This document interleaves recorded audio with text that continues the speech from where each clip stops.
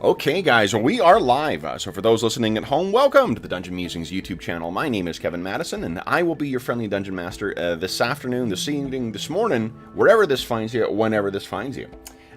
Today, we are carrying on with our ongoing campaign playing Jeff Talanian's very cool Astonishing Swordsmen and Sorcerers of Hyperborea. And with me tonight or this morning, I guess. I'm so used to saying this evening, are the stars of the Reavers of Thule campaign. I'll go through the order I've got you guys on the screen. Why don't you say who you are, who you're playing, and what level are you currently? First up is Arlen.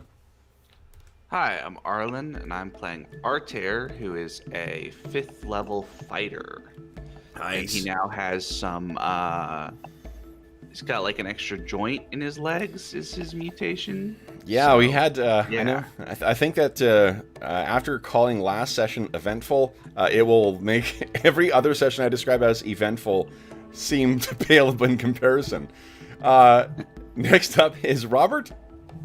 I'm playing Reagan, a newly glowing, not in maybe the role that you might normally expect with a female, Viking Celt Rune Graver. She's 5th level. Nice. Next up is George. I'm George. I'm playing Malo Black, who is a 5th level Chimeric Celt Warlock, who somehow has a connection to Iphigenia, where they kind of each can share an eye if they wish to do so. Yeah. Did you have some other thing too? One of you guys can see in the dark. I can't remember which one. I think you can. That's you. Okay, so you can also see in the dark now. Yes. And I can share that ability to see in the dark with Iphigenia. Through one of your eyes, yeah. Through one eye. So depth perception, nope. But see in the dark, yes. So to be clear, too, you can see through both of your eyes. It's just that when you concentrate, you can share one eye with each other. Yes. I have that in my notes. Yeah. And last but not least is Will. Hi, I'm Will. I'm playing Amar. He's a 5th level monk. Okay. And he has no mutations. Yet. No. None of that. So last session was a bit of a travail, or a bit of an event for our stalwart heroes. What happened last time, guys? Not much. Well, we started out in this kind of otherworldly alien-like complex, dealing with these crazy-looking, almost Cthulhu-like creatures, of which we found ourselves surrounded by 5 or 6. Number 1? Yeah, exactly. We basically could not take the line in combat. They were far too powerful, and lots of paralyzation around. Yes. Yeah. They had these crazy wands, and suddenly everything just went black, and flashes of awakening. Just horror and pain, and maybe in some kind of weird lab, and eventually we did wake up in a very bizarre prison-like chamber, and everybody had been altered in one way or another. We didn't mention that Reagan, I think you can glow. Yep. About 5 feet of light. Yeah, 10 feet of light. 10 feet of light. What was Artair? And for some reason, she's more dexterous than she used to be. Right. Artair, you have the legs. Yep, I've got extra joints in my legs now. Kind of I'm picturing it as like a lot of other mammals where like the ankle joint has been moved up. And so I've got that kind of weird like dog leg position, like equivalent to walking on your toes. Mm-hmm. Yeah, and you can move pretty quick. And I can move a little quicker now. Oh, you can jump pretty far too, can't you? And I can jump. Yeah. Yeah. So not all, well, not great, but not terrible. And so basically we could have figured our way out of this sort of prison, but thankfully Shale and Gwen showed up, looking somewhat older, interestingly, So clearly some amount of time has passed, but they freed us, and they were in very much of a hurry because obviously something extremely bad was going on. And when we emerged, they let us out. When we emerged from this place, we discovered we were in the middle of some massive jungle on this high platform, of which they told us to jump off. So we figured, why not? And we did, and thankfully floated down. I don't want to live! Yeah. But they gave us these weird melons to consume, which gave us some healing, which we all needed. And there's this ever-smoking tower of metal that's nearby, but no other signs of civilization. Yeah. So, from Amar's perspective, it is 6 months since we last, you last joined our fight, or since that fight with those beings. Now, after defeating those beings, what I can tell you is that you had a lingering, there was a gut level reaction that you had to these things. Standing over the thing that Cain had defeated, you couldn't help but think that some of the sounds that it made before it died, you'd heard those before. And it wasn't until you realized that the last time you thought you had not seen these things before, but in fact you had, and as your mind had reeled and tried to hide the presence of these things in your memory. Your transition, when you moved from your home in the Punjab to here,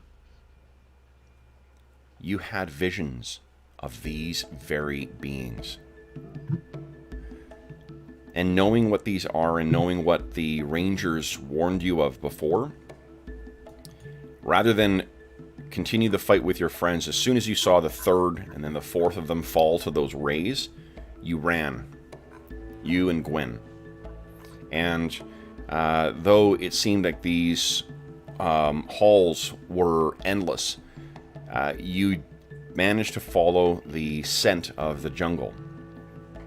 And that's what brought you to see this.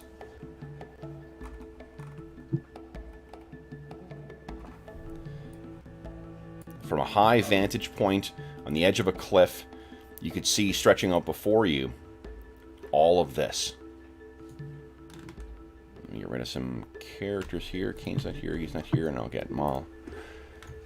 Now, from where you were, this was on the edge of a massive, 200-foot, 300-foot drop, and the cliffs on both sides seemed to go for as far as you could see, though below there was a haze that hung over the jungle. You and sort of more by good luck than good management, you managed to activate a device that allows you to safely lower down to the ground and escape your pursuers. And from there you fled into the jungle. Now, neither yourself nor Gwen are survivalists, or you've lived in the jungle before too, but you lived in a village, presumably, not, Right. Like wild Mowgli or whatever. So what you ended up doing is over the last 6 months, I'm going to move you back to the map in a second here, so I'm going to grab your tokens here so you guys can have access to your hit points. But Kev, why would I need that? And just hold on. Okay, where are we here? I think I have you guys in here. Yes, okay, where are you? There you are, Amar. So you and Gwen did escape, and you fled off. And when you looked back, what you saw was an enormous sheer cliff face that, again, seemed to stretch off in either direction. You could not see the end of it. The next 6 months were a bit of a blur. Fighting for survival every day. You managed to find a relatively safe location for camping. It had fresh water. There's a little lagoon near there. And you managed to keep yourself relatively hidden from some of the things that were pursuing you on a daily basis. And by things, I mean enormous insects. I mean gigantic lizards. And I mean other darker, hungrier things. No beastmen. No vermis as of yet, no. But don't worry, we'll be playing the hits. we won't let down our fans here. Oh, I know why. Oh, wow. Now, see, that's awesome. See, oh, I put the wrong... I can't put the tokens in because I got Fog of War going. Sorry, guys. So, what, where on this map the that structure was, once you guys escaped and once you guys got yourself a little stable, there's a couple of places, a couple of things you did to try and figure out where you were. For one, you and Gwen agree that the stars that you saw at night were the same stars that you had seen since coming to this accursed land. So you must be somewhere on, at least on the same land. It's not like when you came here from, when you traveled to Thule from Hyperborea, the stars changed. Right. Here, they are the same, but they are different. And you're not sure what more to make of that. They just seem to be in the wrong place. You found that there was a very big and flowing river. Like, you can think this is about, you know, the Amazon at the widest. That's how big that river is. It's a big river. Each of these hexes is about 19 miles across. It takes you 2 miles to cross. Sorry, it takes you not 2. It takes you close to 3 days to cross every one of these things because of the jungle. The cliff face you can see along the bottom here. Let me make sure I got you guys in the same spot here. Where you came from was about maybe 200-300 feet up. The cliff face seems to go like 1,000 feet in the air.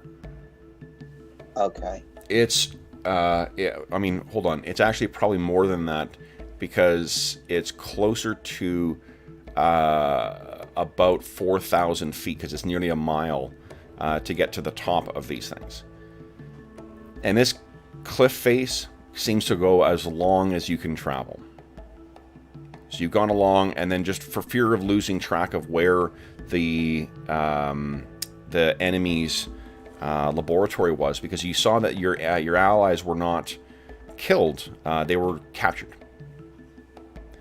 While they've eviscerated the beastmen and their allies, the denizens of Leng, these things didn't kill your friends. Not outright, at least. So you found that. You followed the river for close to 100 miles, but it seemed to be getting further and further away. And again, like the jungle here seems untouched and seems almost aggressively reclaiming any spot that's cleared out. You find that there is, by even in your camp, that weeds and shoots and things like that seem to grow back a lot faster than what you would have expected. It also means there's an abundance of food and an abundance of firewood and so forth. And thanks to the lagoon, there's an abundance of water as well. Unfortunately, when you guys had entered the portal to bring you through to this, wherever this unlucky land is, you didn't bring a lot of survival gear with you. So it's been a bit of a struggle. But over the 6 months, you have managed to put together a kind of Robinson Crusoe style, you know, encampment. You also began exploring in here because you saw in the foliage there, it gets into really, really thick jungle as opposed to more of the hills or the grasslands. And in there is a single structure that has smoke coming out of it. And seemingly always, there's never a break. Either whatever strange peoples may be living in there, they're keeping a fire burning at all times. But traveling there, you two found that there were a number of very strange things that you encountered in there, including an abundance of strange moths that seem to make your head swim when the same dusty quality that other moths have, these had, but they seem to drop some kind of pollen or spore, and it made you very dizzy. And rather than venturing further into the thicket of those, you elected to turn back. But you did manage to get far enough in to catch a glimpse of the tower where the smoke is coming from. And it seems to be made fully of steel. How high is this tower, roughly? The tower stands about 120 feet tall. Okay. And then within there, that is a depression as well. It all goes down into there like it's a bowl of some kind. Okay. Then what you turned your mind to was, over the last, say, 2 months or so, was finding and taking your friends back.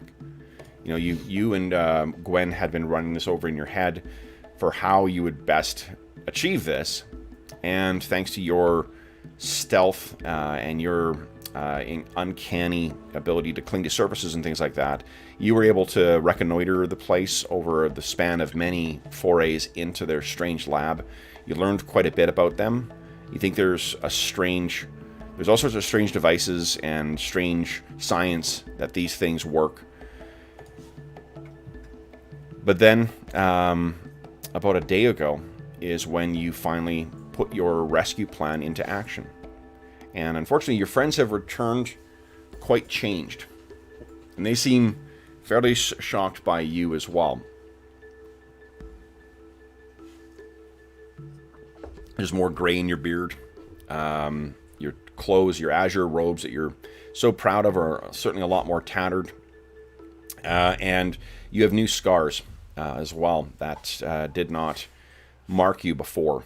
Signs of trying to survive this very, very savage land.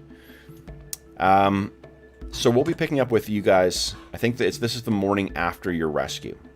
So everyone is slowly kind of rising and coming to we'll assume that anyone who's not here, their characters are sleeping a little later or feeling poorly.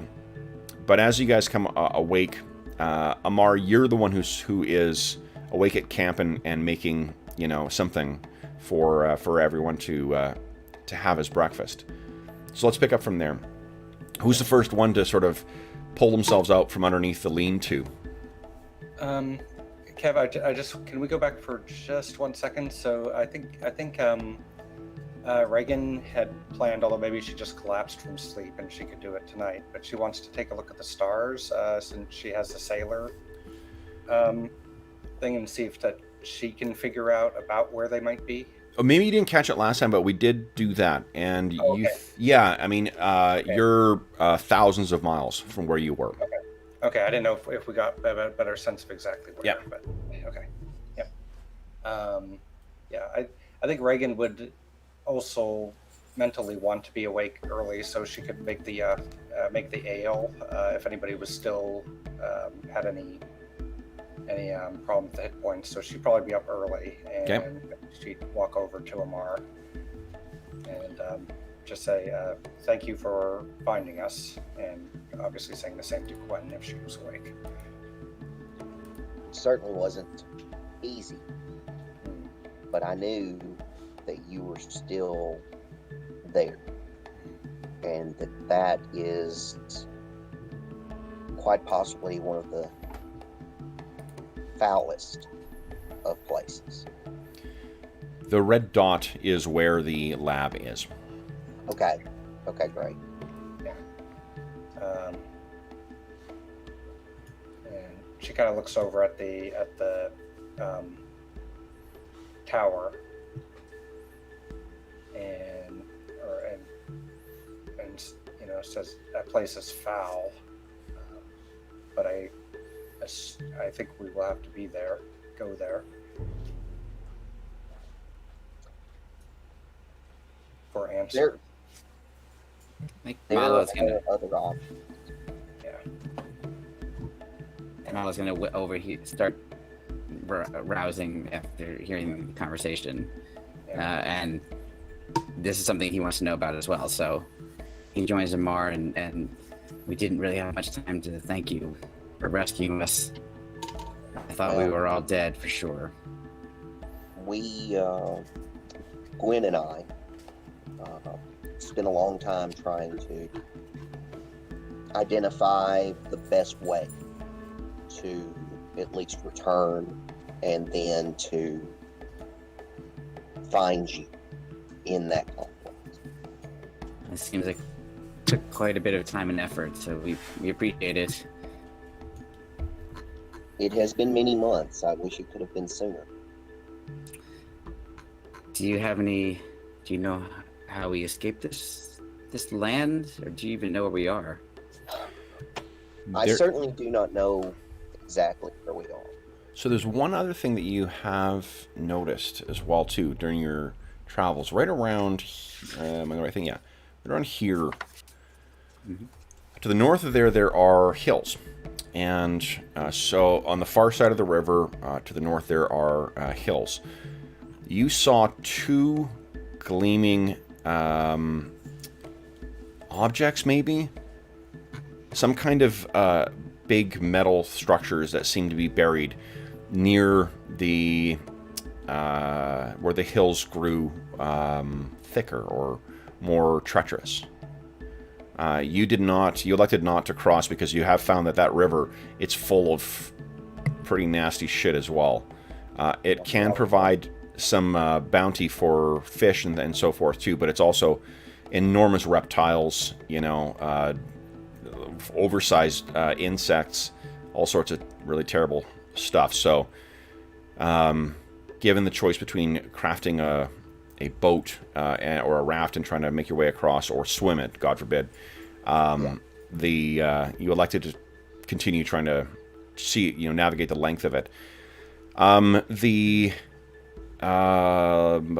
However, it's the distinctive reflection of steel as well. And I happen to have a Thule compass that I got as a favor.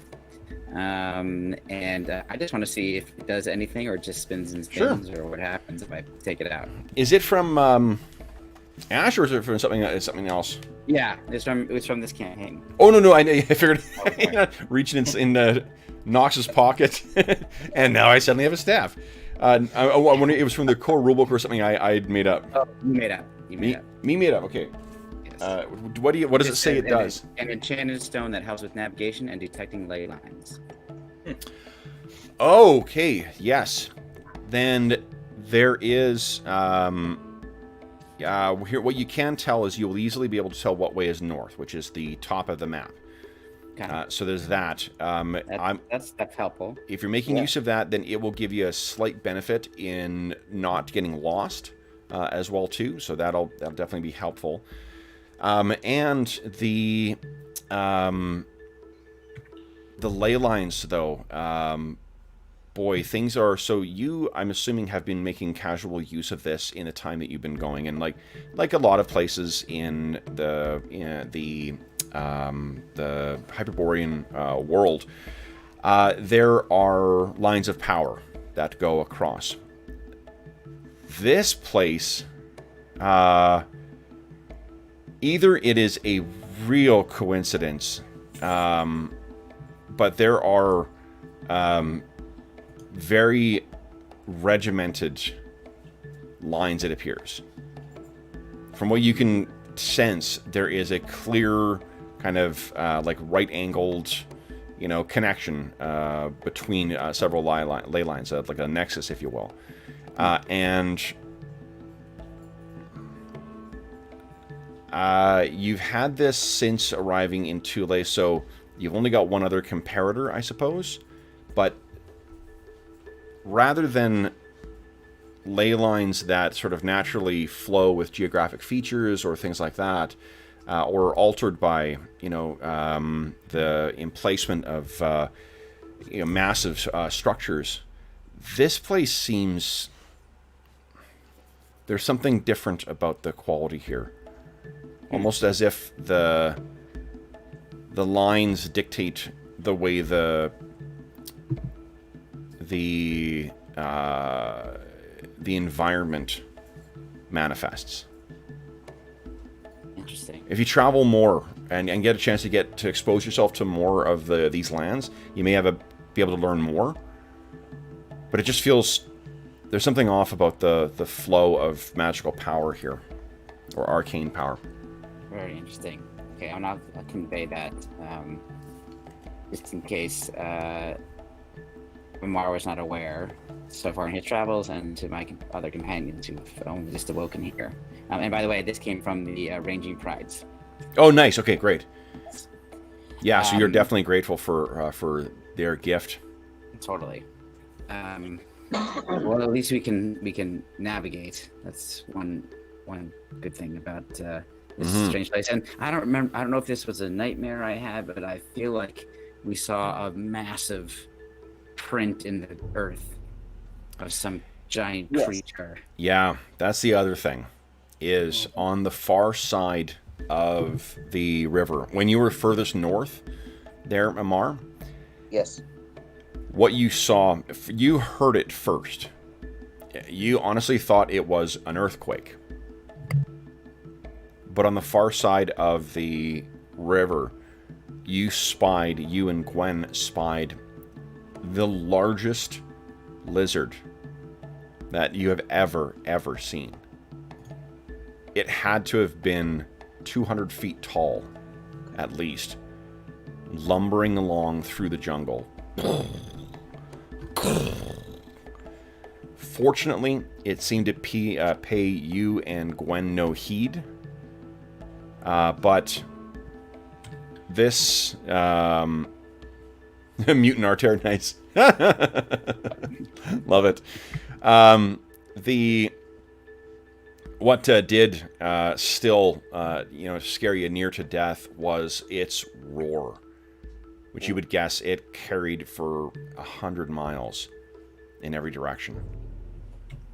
And what you were showing them is you brought some of your allies to another sort of depression a little further north, where one of these things' footprints lay.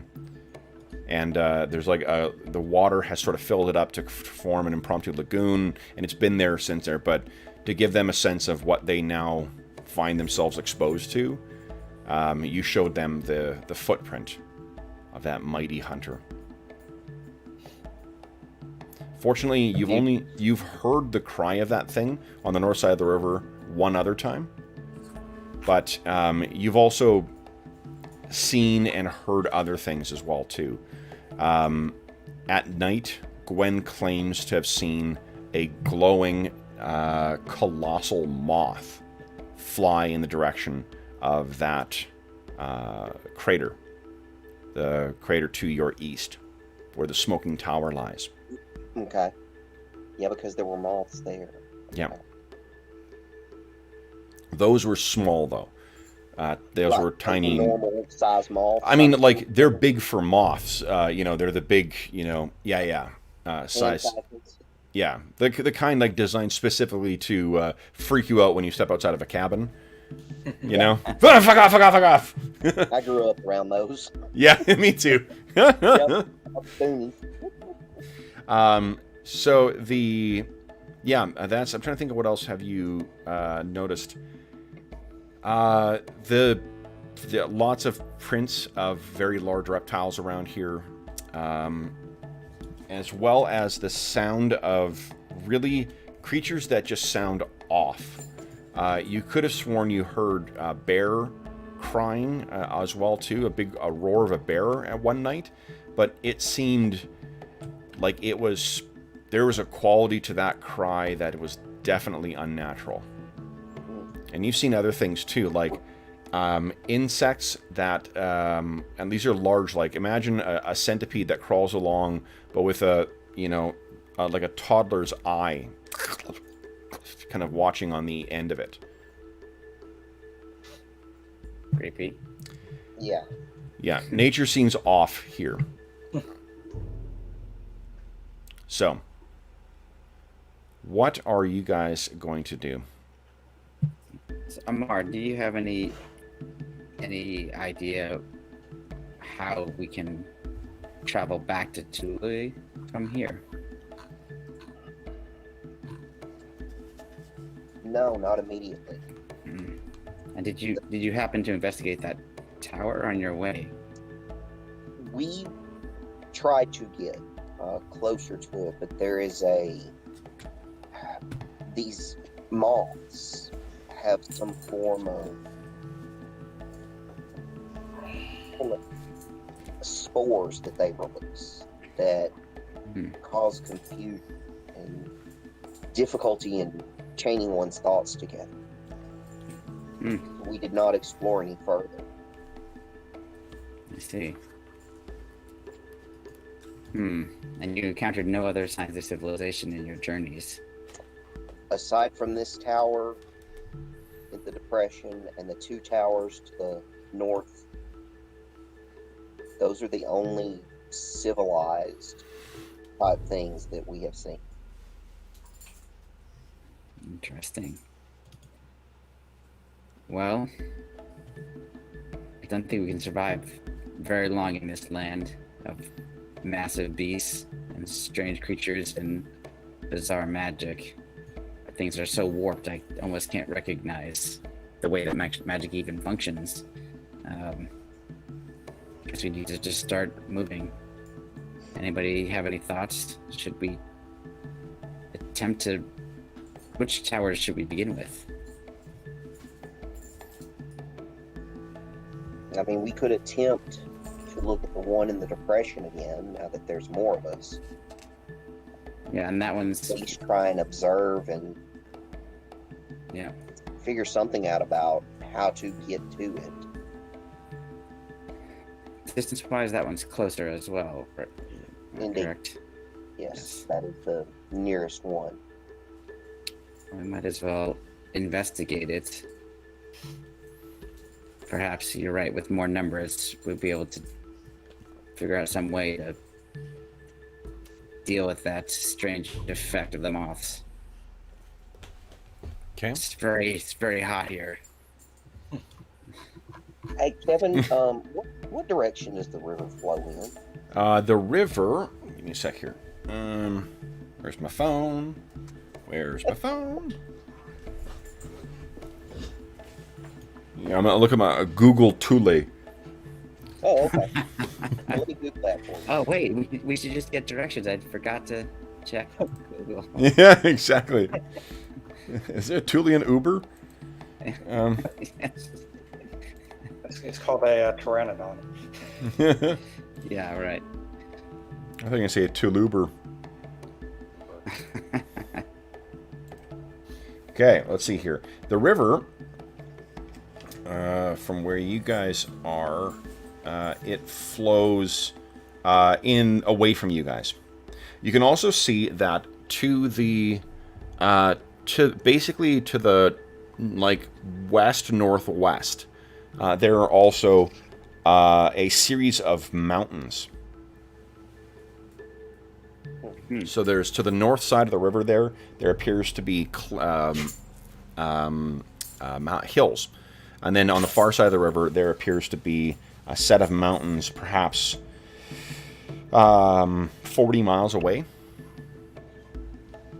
And to the south of us is that endless cliff face. Yeah, and the cliff face seems to continue to run along in both directions. But the river seems to originate in the direction of those mountains.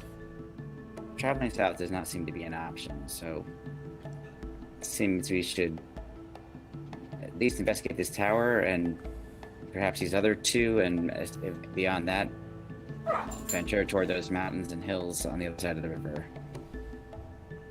If we last that long. The river is very dangerous. Many creatures, many predators lie in that. Amar seems to be rubbing an old wound as he's telling them.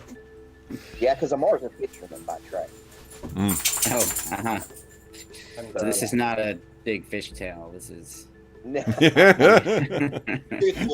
I once caught a monster this big. the mouth was.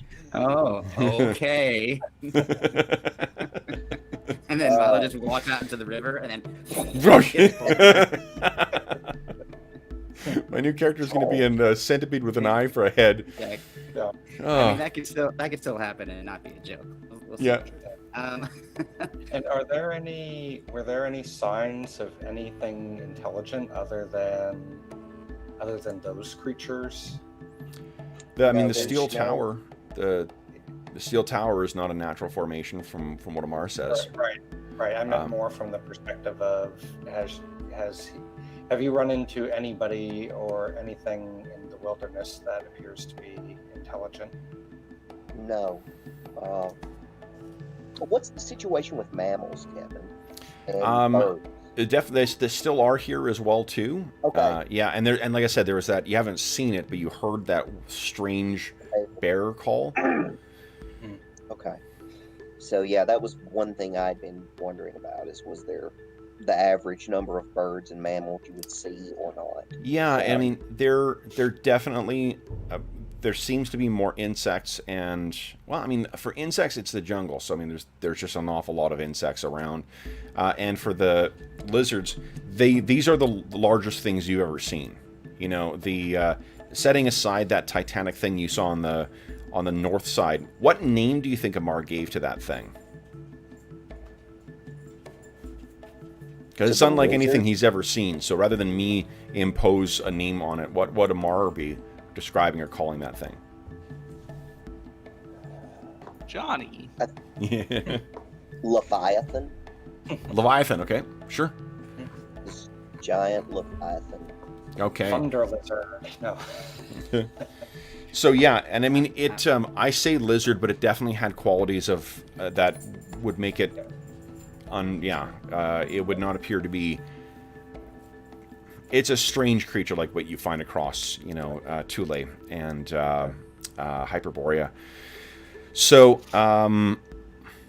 then. And I have one question for you, which is, I know it's looking at this from a distance, but the metal tower, the smoky metal tower, does the construction of it or the design have a similarity to this, the place we came from, this strange place beyond the portal, or is it just an entirely different kind of vibe?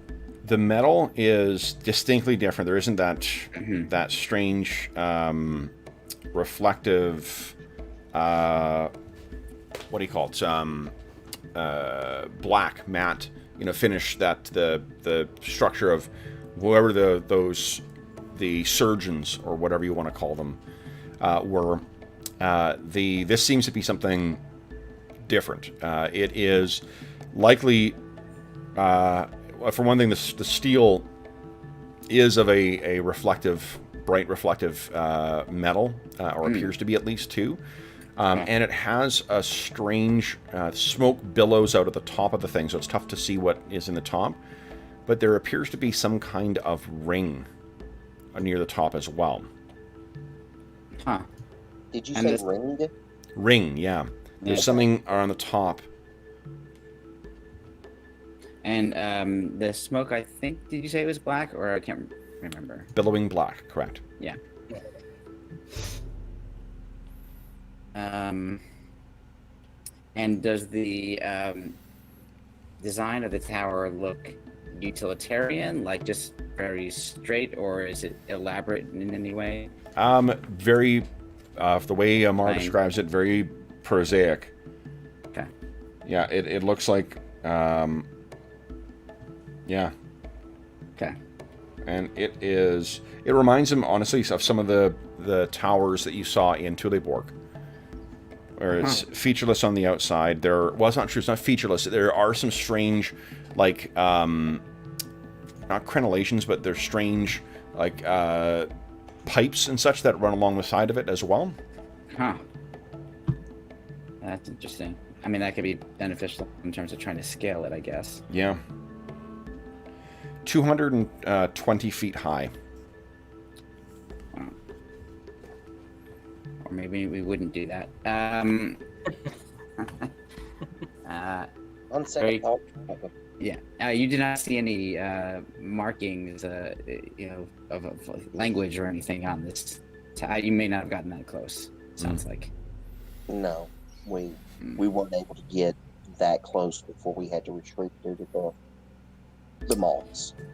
I mean, there's smoke coming out of it. That could mean that there's someone inside. Could be some other type of magical effect. I know not.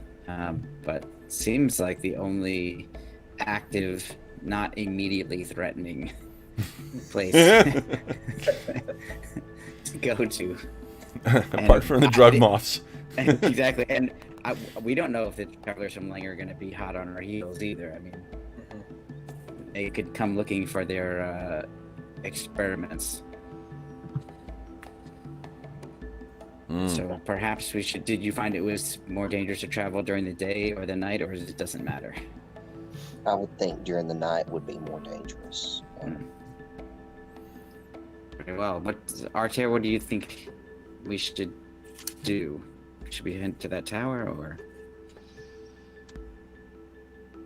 Yeah, the tower seems like the obvious first choice.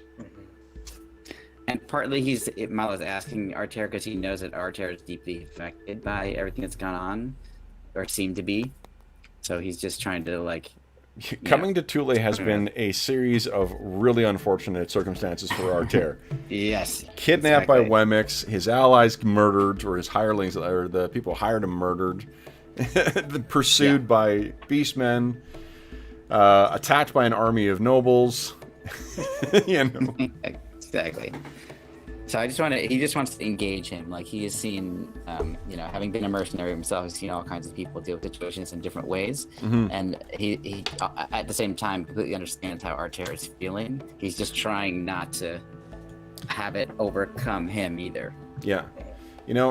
Artair, I don't want to tell you how to live your life, but I think you're beginning to question that choice you made where you insulted that old Romani woman.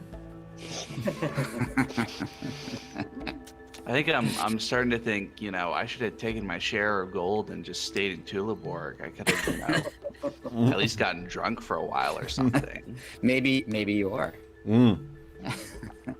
This is like some kind of Black Lotus dream. Yeah, exactly. We're not even supposed to be here. You're gonna wake up and it's fucking Fred Savage and what's his name who played Peter Falk.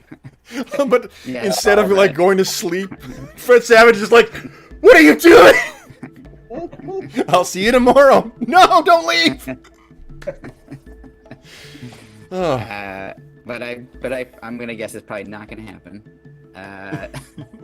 So while we're here in this oppressive heat of the jungle, I guess we should start. In terms of our, rations, etc., do we need to spend some time gathering things like water, etc., now, or are we totally out, or did Amar and we'll Gwen say you guys have it? 2 days worth of stockpile, Amar, and because they've been planning this rescue for months now. So they knew that you guys would need stuff. So with trial and error over the last little while, you guys have managed to accumulate a small pile of food. The trouble is in a jungle, it doesn't keep for that long. So you got 2 days worth of food. Oh, sidekick. Yep. No. He likes waving now, so Yeah. he just got up and immediately waved to me. Oh, that's great. Yeah. So you guys will be good for, we'll say, 2 days. And then after that, you will need to, you do have a ready source of water here, so you're fine with that. The heat here, however, definitely, it causes you to go through water a little faster. Right. Makes sense. Okay. So we will need to go back to the routine of doing some hunting, etc., as we travel. But we do have some.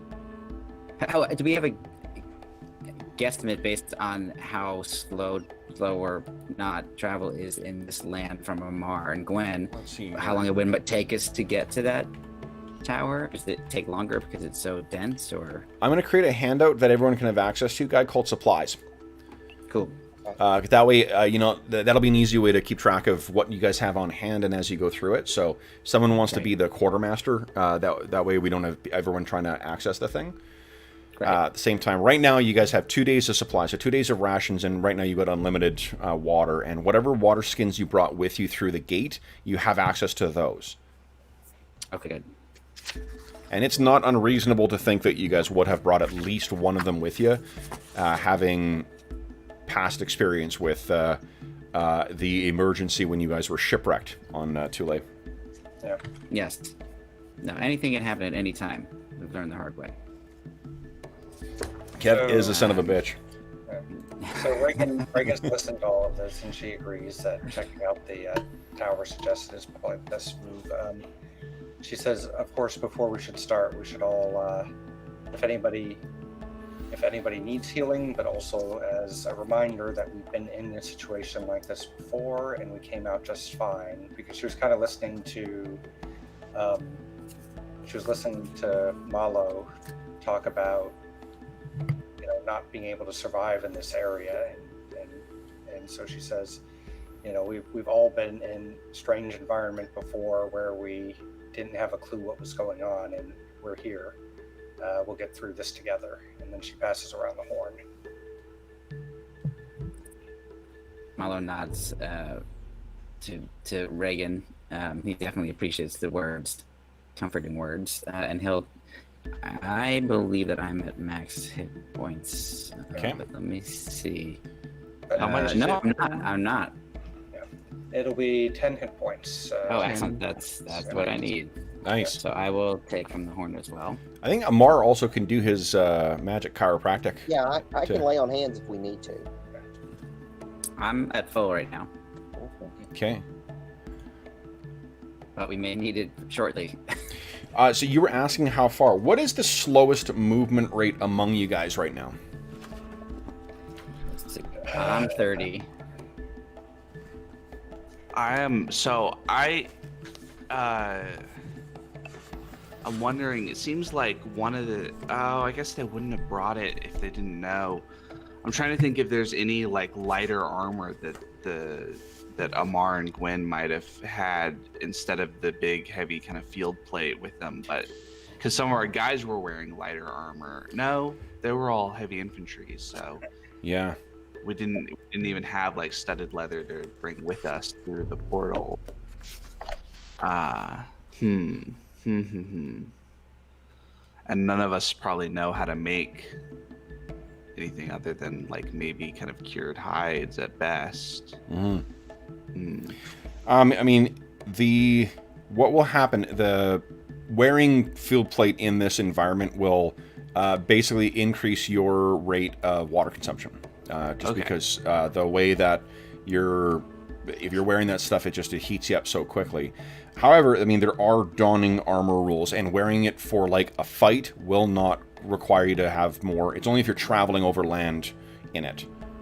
Okay, well, so then Arter. Well, I was actually partially thinking because the greaves and kuses and all of the leg pieces of armor, right? They're not going to fit Arter anymore. I think that you guys can make adjustments for that. Okay. Yeah. Well, then I think what Arter will do is he'll go no armored and prepared to put on armor if we're like going into a tower or something. So like that. conquistador style, you got a breastplate on but nothing else. Yeah. Okay. Nice. So let's give here. Let's see here. That and is. Kev, when you have a second, I can't edit the supply handout. Oh, hold on. Yeah. I'm just being cruel. I'll show it to you. Hey, go ahead, change it. No. Yeah, see that? Yep, there it is. That means we can't put any supplies. There we go. How about? Oh, for fuck's sake! Now my autocomplete's coming up. No, I don't want my address in there. Go away. Go away. Roll20 does a weird thing sometimes where it will try and like, you know, like the things that Google remembers. Where it's like, Yeah. Here's your credit card information. Stop. Google. Damn it. All right. So are you able to edit it now? All right, let's see. Yes, I am. Thank you. Awesome. Okay. So George is quartermaster for now. Yes, I'm going to be quartermaster. Okay. You also will have, let's say, so give me a D. Someone give me a D6 roll, please.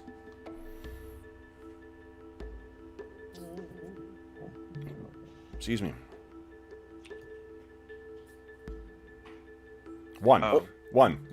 Definitely 1. So you have 1 of those strange fruits left as well, too. Okay. Emphatically, there's only 1 left. I guess, and also as for traveling, that's something else we should, you know, we when we search for food, we should search for those too. Yeah. Okay, cool. I've put in the information. Okay. So then, what is your slowest speed then, right now? Is it... I'm 30. Okay. I think it's probably Kane who's not here today, right? It's definitely not Amar. Reagan, what is your, and Arter, what are your speeds? 30. 30? Okay. My speed in full plate is now 30, but if I'm not wearing it, my speed is probably more like 40 for just breastplate. So for your breastplate, I think it's probably the same as chain. All right. Then? Yeah, that seems like a good. Okay. I mean, a call shot to cut your arm off is going to be a little easier to do, but, you know. Do you really think I would mutilate your characters? Come on. That would be a dickish thing to do, especially out of the blue. No, Okay. exactly. No apparent reason other than I can. Exactly. Yeah, I mean, because I was really determined. My immediate instinct was like, okay, how can I make this weird? Yeah. Well, you definitely did that. Mission achieved, fucker. But in a great way, because I do feel like, and maybe everybody agrees, that Ash has that element baked into it, that weirdness. So. Definitely. You actually have a viewer to thank as well, too, for, to be honest, like on a metagame, too, I was flailing a little bit. I'm like, okay, well, where do we go from here? Because it was such an unexpected session from last time. And a viewer had a comment on an older episode of Ash. And I was like, oh, yeah, Ash is weird as fuck. Let's do this. Yeah. That's so great. We get to lean into as much weird shit as we can. So that's going to be awesome. All right, so then, you guys, what are you planning on doing with the day then, I guess? It's your first day back in, you know, I'm going to start your cave wall. Your Crusoe-esque, I mean, it's not day 1 for Amar and, let's see here. Yeah. I mean, I think the plan should be to start to not search for food or anything like that yet, and to try to get farther away from here, because we don't know if the travelers will be coming to find us. So Malo's suggestion would be to start moving. Remember, the travelers appear to have been at least not welcome from whatever whoever the surgeons were. So whoever did this to us. Well, yeah, what do you guys want to call what do you guys call those? You know that there's the travelers from Lang. That you also know there's these other strange things. The sleepers. Aside from calling them motherfuckers. Yeah.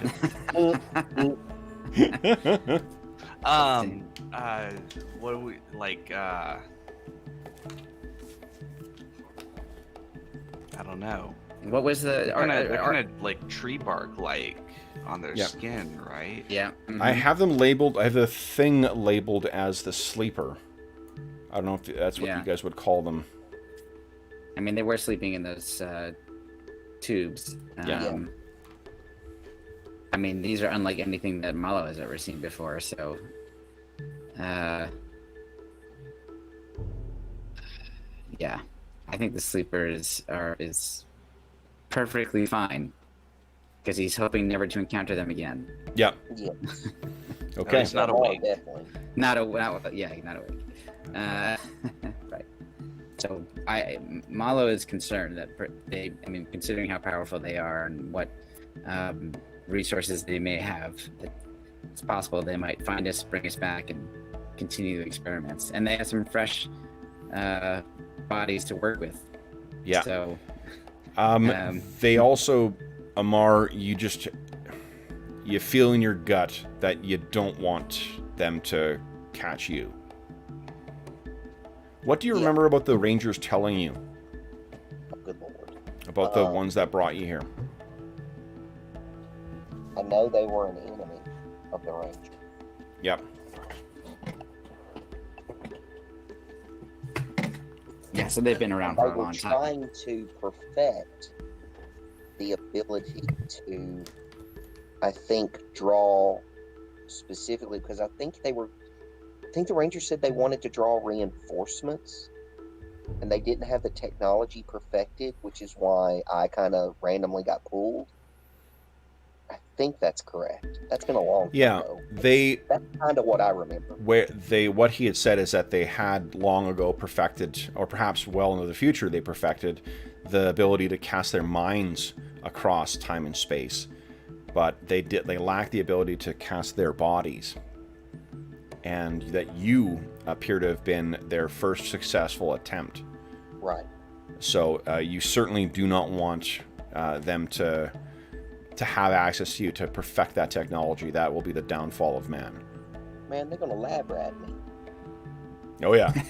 They may. Yeah. Arlen or Archer crosses his mutant legs. Yeah, that would suck. Yeah.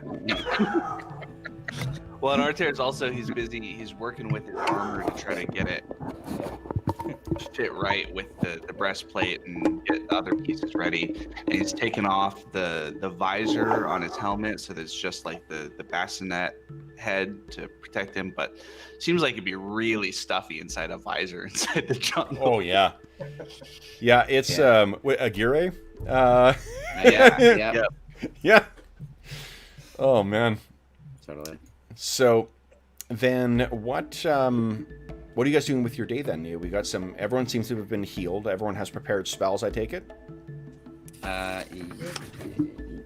About to. Okay.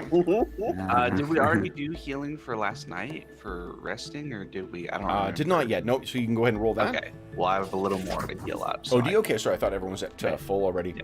Nice. Oh, good. Holy shit, nice. Ash is so generous Sweet. with its healing. My God. Yeah. By comparison. Well, it's because there's a lot less assumption of access to normal. Very true. Yeah, very true. Yeah, that's the way I feel. It fits the sensibilities of the pulpy thing Yeah. too. Yeah. You know. Yeah. But yes, it is very generous compared to AD&D getting one back. Yes. Yeah. Oh man. Even like Pathfinder only natural healing only grants you, and third edition, your level of hit points back per day. Yeah, but everybody buys a wand of cure light as soon as they Fair can afford enough. it. Yeah. So. Yeah. That's Fair true. enough. All right. So okay. then, what are you guys planning on doing then? You asked how many of these. It's fairly this terrain here. You guys will probably be able to get through one of these hexes in about 2 days. Okay. Okay. When you get into the jungle, that slows down to about 3 days to navigate it. Okay. So I made your token a little smaller just to give a proper scale, or Yeah. try and help suggest the scale. So, And which hex is the tower in? see what that red dot is to the south? Yeah, it's the tower, not the. Oh, sorry, not the where it tower. came from. The tower is somewhere Yeah. off in around Somewhere in here. Yeah, Oh, right. in there. around Oh, there. it's that far away. Oh, Yeah. It's well in there. I Yeah. thought it was.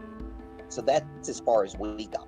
Yes, what you've seen is about as far as you got, and you started getting into there, and that's when the Long. moths and such that were in there too. Okay.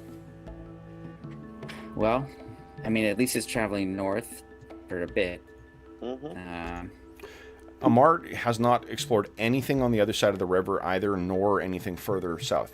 Not to. I want to make sure that you guys. We're back in a metagame thing as well too. We're back into sort of sandbox mode here, so Yeah. you guys Yeah. can feel free to, just because this is the most obvious location, don't feel that like there's only one way to go and that's going to be the only way out.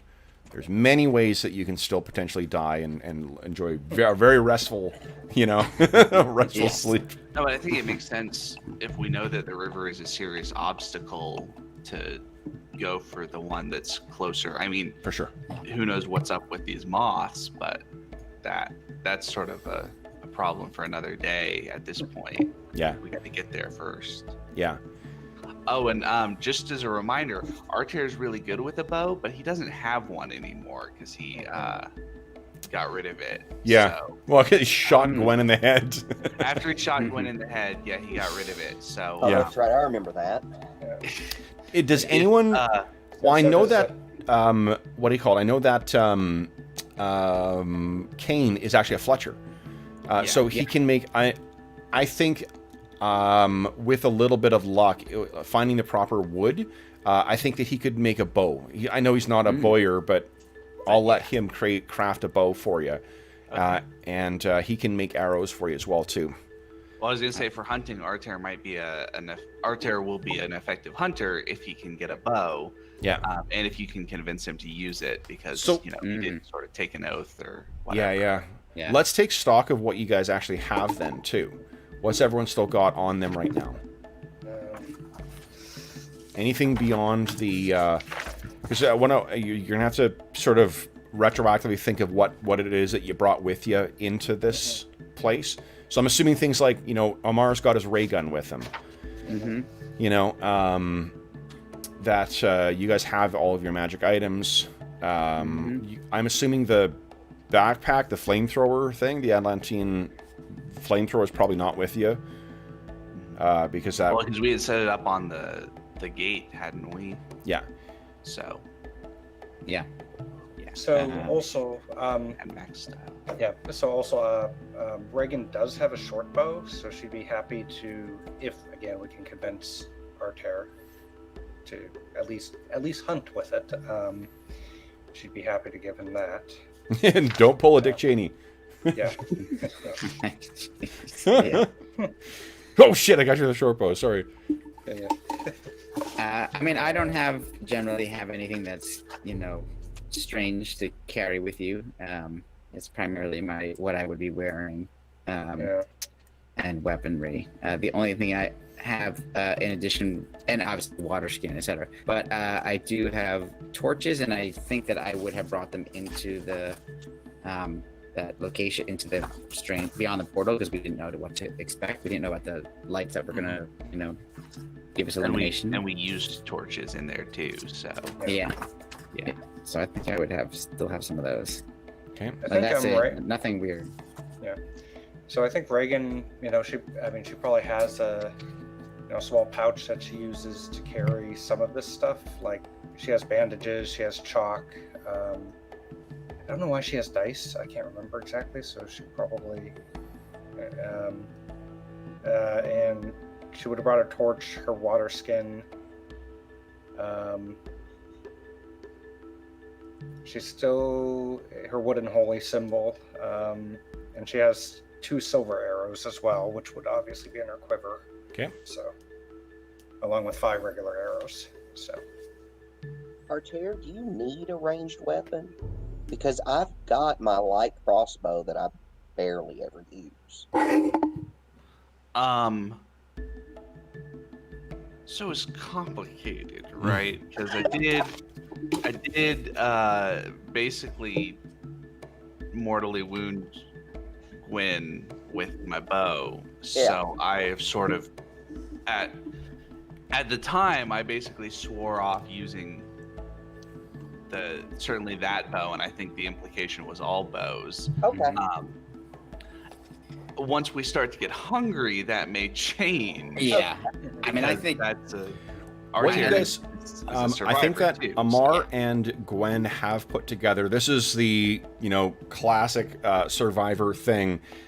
They've managed to put together at least some spears, some wooden spears that you can use to hunt. So there definitely will be those, and these are like light throwing spears.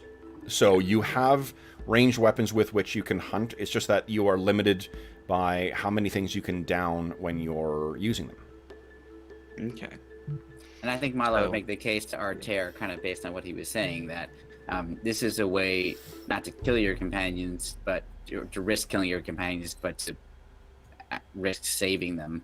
And the issue that led to the difficulties in the past resulted from the fact that we were engaged with enemies. And you had to, in order to save us, protect us, you had to fire into that melee. And in this case, that will be the situation. But I think you're right. I think you'll have to wait till like it's really a desperate situation. Yeah, like it's such a cool it was such a cool role playing moment for the character as well too. And I mean, I think this adds to that as well too, testing his you know his things. Absolutely. It's what like Burning Wheel. If I took a belief, your first thing to do is to say, "Oh, do you really believe that? Are you sure?" Yeah. Well, it's interesting too because I think it's the first time we've seen Arter be a man of principle as well. Yep. That's true. Right? Like he wasn't up until that point. He was largely just sort of a mercenary guy who happened to go along, and that's the first time that he not only demonstrated a specific, kind of moral stance. It also was in relation to the party. Yep. Well, and maybe one of the haste spells that happened has transformed Arter from a young man, because I rolled his age randomly. He's only like 23. Yeah. Right. Nice. So, but maybe one of these, the adventuring has kind of pushed him from kind of young man to kind of full adult member of, because I think we're all, as Mal is a little older because he's been a mercenary. I'm in my 40s. Well, and he's been casting haste. And he's been So casting he's in his haste. 40s. He's actually 92. I can tell you, he is 42. Yeah. John only discovered what haste does to you last night. Oh, is that right? He's like, Jesus Christ, did you guys know that it ages you a year? We're like, yeah. I think Wallo's gotten addicted to it, so he's just casting it every night. He's casting it every night when nobody else is around. Well, now you know why he acts like he's 12. Yeah, exactly. He's Shazam. Did I say this is Princess Bride? I meant this is Big. It's a horrific version of Big. Shazam. Oh God, I just keep getting older. Where's that giant piano? Oh, okay. Yeah. Sorry, Arlen, I'll stop making reference to 80s movies now. I've seen Big. Oh, okay. It was a long time ago, so I don't remember it. Maybe you were 2? No, that's not Yeah, actually, you wouldn't have been 2 at that point. A long time ago for me is probably when I was younger. It was before you were born. Yeah. Wow. Anyway. Yeah. What I was gonna say is I think Arter will accept the advice, and he's happy. Well, not happy, but he does agree that since he's got this kind of natural aptitude for ranged weaponry, that using the light crossbow is probably for hunting is probably the best thing, and he'll just make sure not to use it in combat. And I'm happy to do the same type of thing. Like when sufficient time has passed, I'm happy to have you shift the specialization if you want as well. Okay. Your character's got an aptitude for weaponry, and I'm not going to penalize you for a choice that you, especially for a role-playing choice that's specifically going to invalidate some of what makes your character class cool. Like, So, then there's plenty of other ways I have to make your life hell, like giving you mutant legs, right? So it's not. I don't need that. All right, so then anything else you guys wish to do? Tell me a little bit about what the plan is here. Is it to follow the path that Amar went before, or what? I mean, it seems to make sense. At least we have some idea of, what we might expect, as opposed to absolutely zero idea. Unless, Amar, you think that we should do something differently. I mean, we can at least approach it this way. So that, because you guys haven't really visualized it, experienced it. Yeah. So we can approach this way, and then we can modify it based on what happens. That makes sense. I mean, it's going to take us some time to get there. Okay. We can adjust as we go. Awesome. So I think we're not going to do any, unless anybody thinks we should, I don't think we're going to do any hunting yet. We have 2 days worth of provisions. Yep. Obviously, we can fill up our water skins, etc., just to make sure we're topped off while we know we have access to fresh water. Yep. And once we kind of, so in general, Kevin, in this jungle, it seems like water is easily accessible, or is it only when you get closer to the river? No, I mean, it is relatively easy. Like, what you will find is the same percentage rolls you were making before. Turns out it's a lot easier to find water in a jungle than it is in a tundra. Yeah, So that makes sense. finding the chance of finding water. Remember, you have 2 chances. There's 2 times in a day that don't take any extra time for you to try and find a source of water. So you will be able to do that. The question is because of the temperature, though, the likelihood of it being infected, or not infected, but like full of parasites or shit like that, is a lot higher here than it is in a Arctic environment. Yeah, that makes sense. Yeah. So the need to sort of to keep things clean, or to keep the water clean is you know, the other thing. Amar, you notice that Amar didn't boil the water from the lagoon. You're guessing that's from like long, I guess, either from necessity or whatever the backstory is for how they learned that. It's from the hard way or from a kind of just a gamble. But he and Gwen did learn, you know, that there's some pretty awful stuff you can catch if it was a little touch and go with Gwen for one point, because Amar's got his ability to heal himself, but she got quite sick from some water that was drank at some point. Do we have a way to purify water beyond boiling it? Like, anybody have like a spell or something like that? I do I guess not. that might be a cleric spell. So. Yeah, Yeah, it would be Reagan's domain, but I don't believe that he has it. Yeah, I'm She checking. I has don't it. think I do. Okay. Well, that just seems like what that means is that we need to do our best to boil water regularly and keep. I've got 3 water skins that I always carry with me, and my bandages pack. So, Okay. I've Yeah, got a I've got little bit of stuff. So,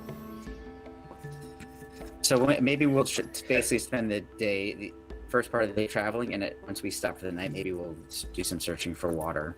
Okay. Well, if Reagan knew we were going to end up back in the jungle, she would have chosen create food and water instead of a 2-fold missile. Well, 2-5 missile might come in handy too. Yeah. Awesome. Okay, then let's do this, guys. We're about at our midway point, so why don't we take our mid-session break now, and then we will come back and see what other adventures you guys are getting up to. And we'll check in with chat as well, too. And, all right, so we'll be back momentarily. Oy vey.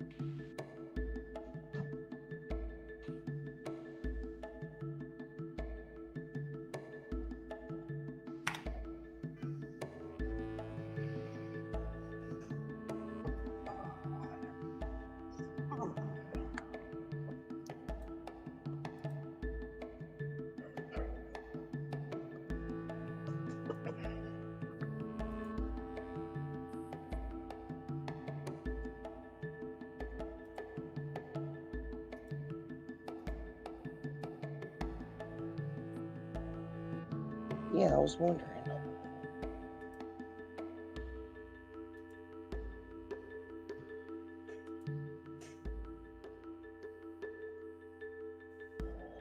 Will is Chael ready to level up in Night Below?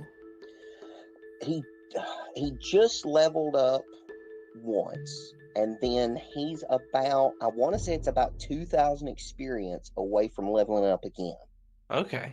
So I Cool. know, was it you that talked about going on a short adventure? Well, we did a bunch of leveling up last night, so Oh, okay.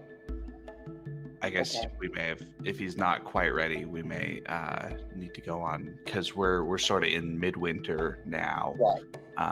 So we'll probably go on like a short adventure. We're investigating some disturbances on the east side of Heronshire, because we went over to Thurmaster and then to Count Parlfrey's Keep. Okay. So anyway, I was wondering if Chael was going to be up next. Baragor now has 85 hit points, so Oh my gosh. pretty raw. It's yeah. I definitely need to roll for hit points again. Something better than I did this last time. Yeah. But yeah, I've been thinking about, I was reading last night. I was reading some of the demi-human deities. I actually do get proficiencies that I didn't know about. I found 2 other proficiencies. They don't put it in like the subclass, the specialty description. They're in the body of the text. Yep. That's So I found those, and one of them was that in these AD&D 2 books. Yeah, one of them was religion, and I was like, I needed that. So I need to read more too about that proficiency. I thought that was fun. Yeah. Finding that last night.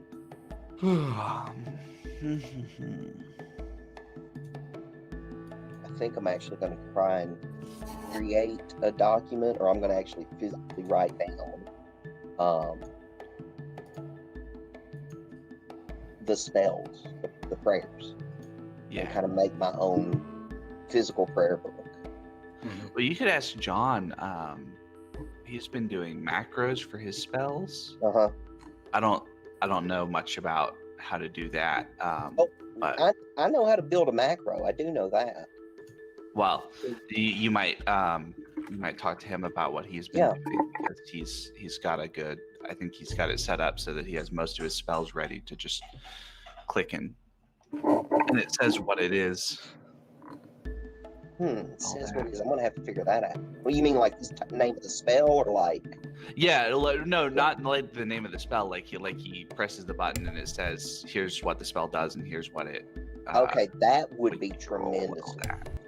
So I may have to hit him up in Discord on that. Yeah. All right. Just talk to him about that. Yeah. Oh, it's John's thing? John's macros for the spells. Oh, are awesome. Yeah. They are. Yeah. Yeah, I got to talk to him about that. Yeah, it's super, super helpful especially for, slowing down or preventing us from having to spend time looking up crap in the book. It's great. Howdy, everybody. So, Static, what's shaking? Crunch, what's shaking? Thanks, sweet. It says Crunch says, "Sweet hex map." Thank you very much. That's adapted from my bigger map of Thule. Let's see here. Okay, I need to quickly load one thing in here too.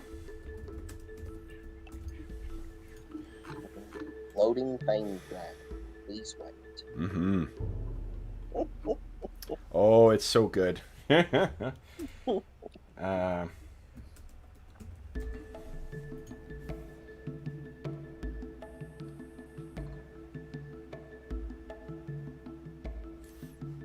Yes, that'll work. That'll work nicely.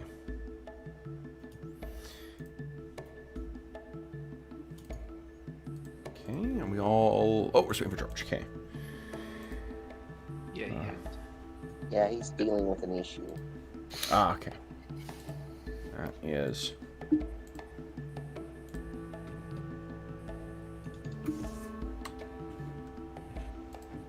Okay. I'm briefly. I'll have to refresh my camera in just a moment here. I'm just going to briefly be in 2 places at once here. Let's see. He's a displacer beast. Exactly. Okay. Plumbing problem, and the plumber just arrived to deal with it. So. Oh, nice. Good.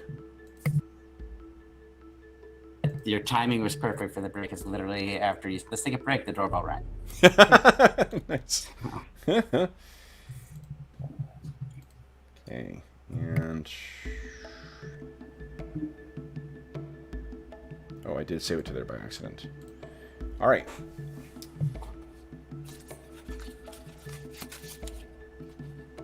Done. Get out of there. Okay, let's see here. I'll hit refresh on mine here. Reconnect day. There we go. Should be the right display for you guys now. Yeah. Hit this. Great. One thing I did not do, I set this map up, but I did not think to set up a the map for tactical map. The jungle equivalent of our everyone's favorite blank tundra map. Why would we? Because why would we need that? That's the reason. Yeah, this place seems so nice. I'm sure there's nothing trying to kill us out here. Is it a Club Med around the corner? That building is a Club Med. That tower. I did finally get a chance to take, I think, probably my favorite of the what do you call it, Ash Adventures too, the Forgotten Fame, because it's got I have that one. Yeah, stats for dinosaurs in it. Yeah. Oh yeah, that's right. Mm. Not that I'd need the stats for dinosaurs, mind you. I just can't wait for you guys to potentially give me an excuse to make use of my Gargantua stats. Yeah. I think our hope is that something that big doesn't really care about anything. What are you talking about? Yeah. You don't want to have something that does like 1 to 100 damage? That's awesome. No, it's like on the food chain, we're way down low and it's way up there, and we're just hoping that it's the sort of thing that it would be too much energy to expend to actually get us. Yes. Although it might just be for fun that it wants to play with us. Absolutely. Giving the DM ideas. And if you guys think that this like is that. just a shallow excuse for me to make a Godzilla roar, I mean... That's all I can think of. Is I'm just imagining like a dinosaur with like a big dog with a chew toy, kind of loving it to death. Yeah, exactly. Oh man, That's what they should do in the Jurassic Park movies instead of scary stuff. Just dinosaurs, chewing on chew toys. Well, I think they do. They're just people. Yeah. But I Right. think that was also the unfortunate outcome of what's his name, Dorman. The hyena event. Go and there we go. All right, let me just quickly I think I got ourselves a nice. I remember now that months ago I picked up Gabriel Pickard's Jungle, a couple of his Jungle packages, just because I knew this was coming. Oh. Nice. Nice. So. Yeah, that's for my next character. I think I'm gonna make. Not that I'm expecting our character to die or anything. But for the next character, I think it'd be fun to do like a barbarian who wrestles things to the ground. That's cool. Yeah. All these grappling Dungeon rules. grappling is pretty amazing. It's a great, it adds a really fun, different axes for affecting, not only for the fighters to feel like badasses, in comparison to other things, but also to model something beyond just armor class. Yeah. So. Yeah, and everything doesn't have to be completely lethal. No, it just, and I mean, it's almost something worse. You know, you get captured and have surgery performed on you. Too soon, or? It'd be a mean old DM who would do surgery on his... Yeah, Seriously. that wouldn't happen. Oh god. Just be glad that I forgot that I had the mutations. We ended up using the ones out of Warhammer Fantasy 4. There were ones out of that Monty Cook book, Arcana, and whatever the hell. The Numenera adaptation for 5e. Yeah, I got that. That has mutations in it too, and some of those are pretty tricky. Yeah, I got that, and I do have my Beneath the Monolith has arrived. Oh, nice. Yeah, I think that might be... I just got another package. Nothing from Paizo still, but I think that's it. Wow. But that means later today, I'll be picking that up, and I'll be mailing your PHB too, George. Oh, awesome. Which gives us another good opportunity to say thank you once again to all the viewers and people who support us on Patreon and stuff like that, because we've been able to supply all of our players from our AD&D games with copies of the 89 PHB. So that's... Which makes a big... And by the way, that makes a big difference, because having, like, I have this, whatever, year that the black set came out of the second edition books, we're talking about page numbers, and I'm looking at the wrong page. So yeah, exactly. Very helpful. And if you think that it's just so I can do the sight gag of all of us holding up the same book, I mean, I would hope that you would realize that's exactly what I'm doing, but that's still. just a bonus. That's just a bonus. Exactly. All right, guys. So I've got a tactical map ready to go here. My apologies for having to set that up. So tell me a bit about what... Away, or is it just me? What went away? Oh, wow. Well, you are frozen for me right now. Yeah, me too. All right, reconnect. Let's see if this makes a difference. And he's frozen in Google Hangouts. Oh, okay. Once again, he's gone to Carcosa. Oh, man, we're never going to see him again. Or he's going to be very different when he gets back. Every time I see that, I think of the way that the guy mentions Carcosa with that weird southern accent in True Detective. Fucking love it. Yeah. Oh, man, I love that first season. That first season is amazing. Yeah. While we're waiting for him to come back. I'm actually rewatching The Wire again now, too. Oh. And I know it's so tired to say it, but fuck is that show good. Yeah. Totally. Oopsies. Okay, so guys, let's while we're waiting for Will to rejoin us from Carcosa, and say hi to the Yellow King. Where do you guys? What's the plan here? You have 2 hexes you can choose from that would lead down in the direction of the smoking tower. So either north or east, right? Yeah. Anybody have a preference? Do we know which direction Amar originally went? North. Vaguely? North. The northern of the 2 hexes, the northernmost one. Okay. Yeah, that one. So Yeah, we should maybe take one. moths there, but maybe something else in the other one, or maybe moths in both.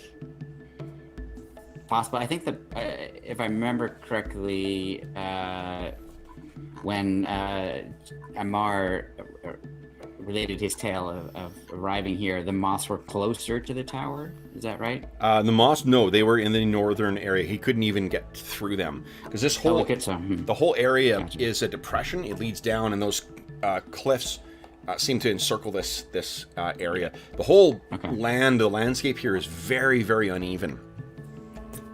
Okay, so it sounds like Arter. It sounds like either hex is probably gonna have those types of creatures, but I'm willing to try either one. I mean, the thing is, if he didn't, the one benefit of not going the way that Mark came is to explore further and potentially find things. Yeah. Well, and since that's kind of our operation right now, seems like that may be the way to go. Okay.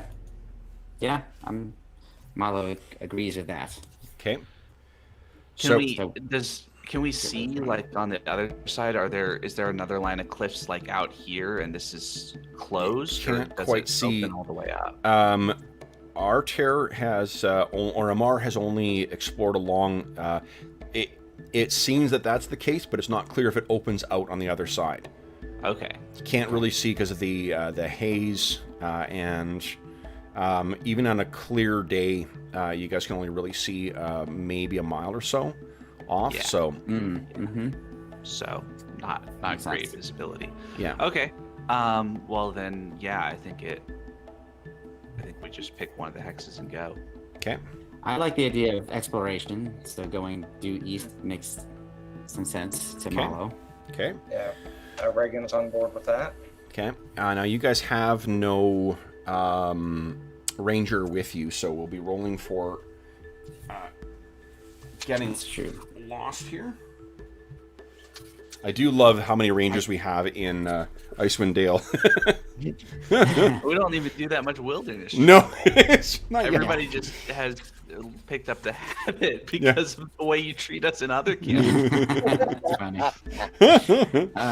I mean, Malo will contribute the Thulean compass to helping navigate if it helps. It does help, I actually. don't know. Yeah, that definitely will help. And what I need from you is, let's see here. Okay.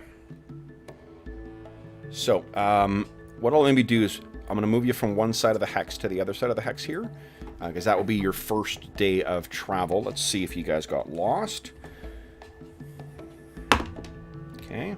And let's see if you have anything interesting happening on the trip along here. And I'll use my cult dice, because I got no other use out of them. Because I am a stupid, stupid person for not reading before I bought it.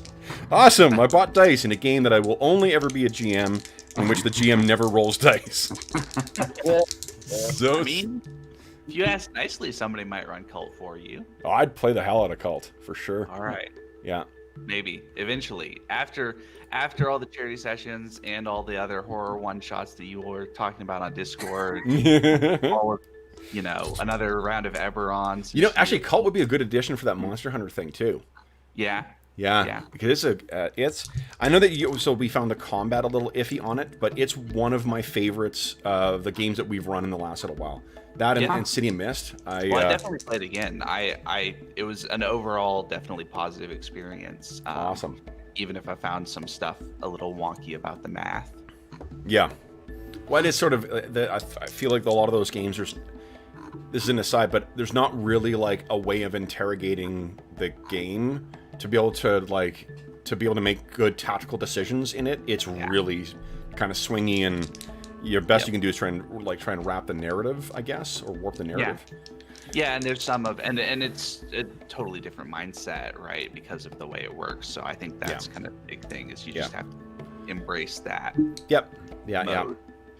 Yeah. Okay. So then, what I need to make sure my rolls here. Hold on. Let's see. This travel is very, very difficult going as well, too. Now, you are traveling for 8 hours, I'm assuming, as well.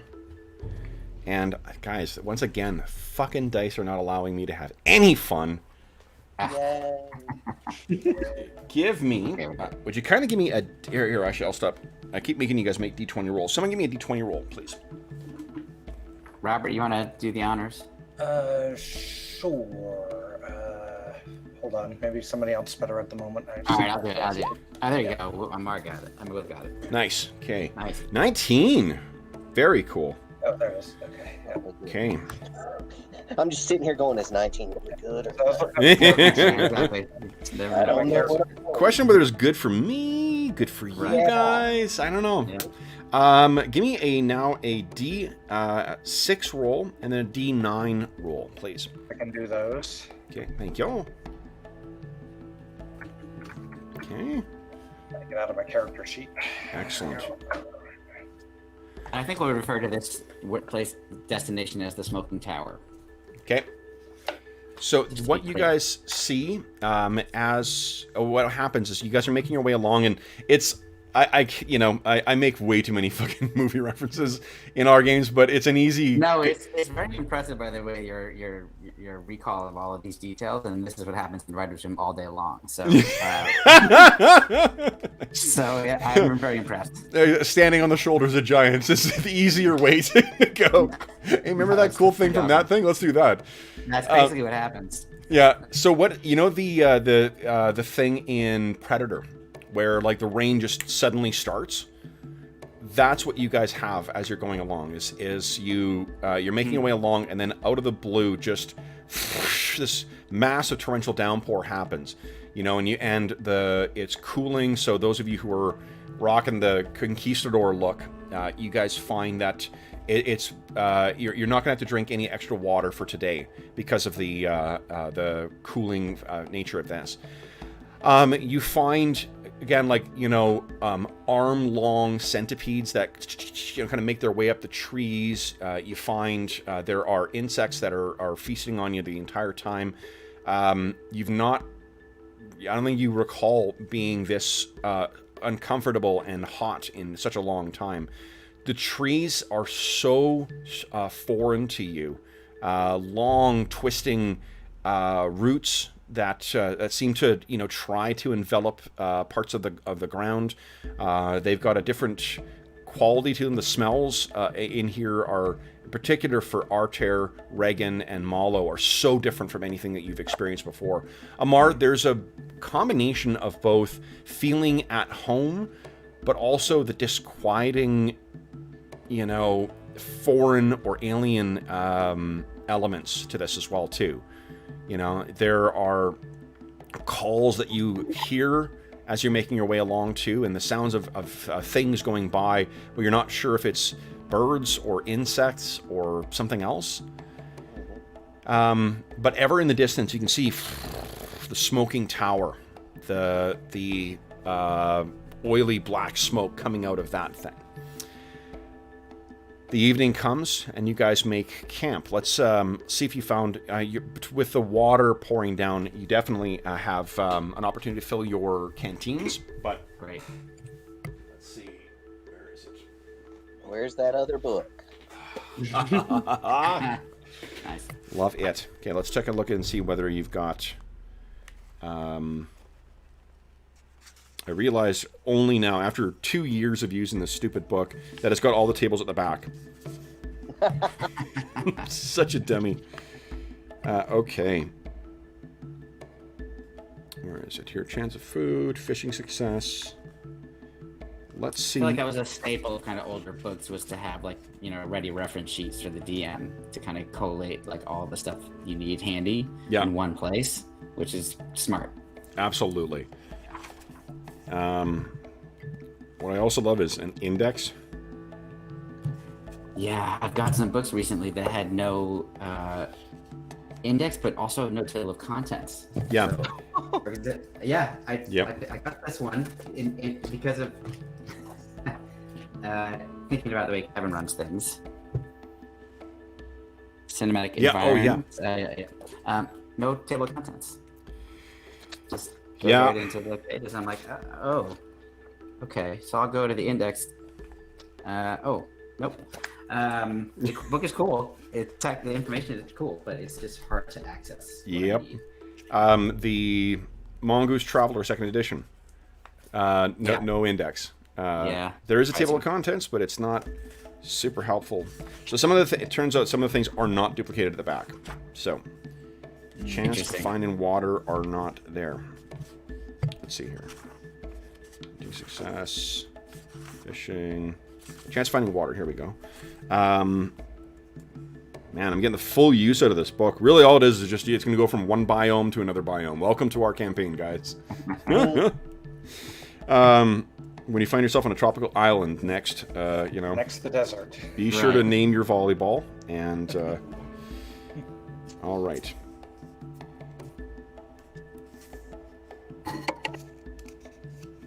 Would you kind of give me who's our water finder?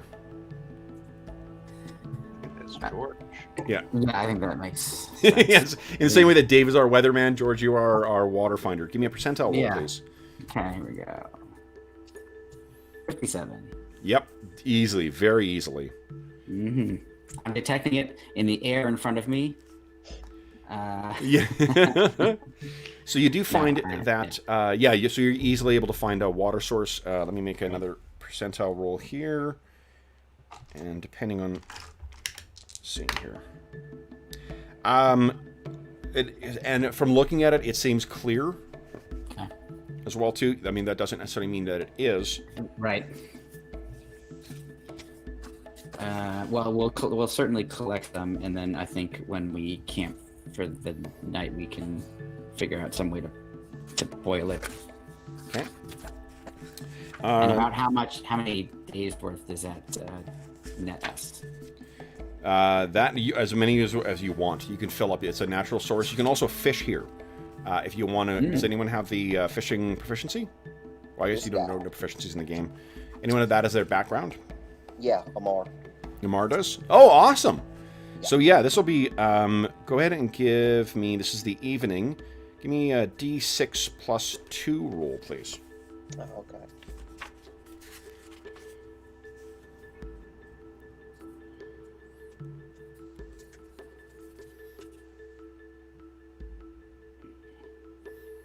Nice. You have 3 rations worth of fish that you catch from the river, or from this creek that you guys are next to. And so I guess what we should do is calculate how many water skins do we have between the 4 of us. I've got 2, and Arlen, you said Arter has 3. Yeah, Arter's got 3. So that's 5. Reagan just has 1. Okay, 6. What about Amar? Although you could count count her horn as 1, but maybe not. Yeah, because you can pour the water into it. If you use it for its magical qualities, it doesn't count towards. Yeah, that's right. Yeah. Yep. Yeah. And Will, does Amar have any water skins? Oh crap! My internet dropped. And Well, we fought 2 dinosaurs. I forgot to open back up my character sheet. Yes, I do that. Yeah. So And let me ask Kevin. So I don't know. So because it's hot here, is 1 water skin equivalent to 1 day's worth of water for 1 person, or how does it? Yeah. So like, one water skin would be 1 day's worth of water. What I'm going to say is that for those, you're not. I'm not unless you're wearing metal armor. Then I'm not going to require you to take anything extra. I'll assume that you guys are just taking, and this was a joke I was thinking of earlier too, but like if this was a 80s cartoon, these would be the variant action figures for your characters. It's like, dressed for jungle terrain now. Yeah. So you guys are, I mean, if you guys would strip off, parts of your clothing, if you're dressing appropriately for it, then I'm not going to require you to drink anything further. If you are wearing metal armor on more than just like, say, your like a breastplate, then I would say that you're taking 1.5 of your water requirements for the day. Yeah. Yeah, I've got 1 wineskin. So. Okay, so we have 7 between the 4 of us. We have 7 days. 7 total. I'm wondering if there's a way to like fashion water skins if we can hunt something, because it seems like that's going to be a big factor in. Right, obviously it's easy enough to find water, but if we can carry what we know is like a safe source of water, because of the possibility of like parasites and bacteria and all that sort of stuff. I guess I'm wondering if there's a way that we could get more water skins. Like find gourds or something, or some kind of...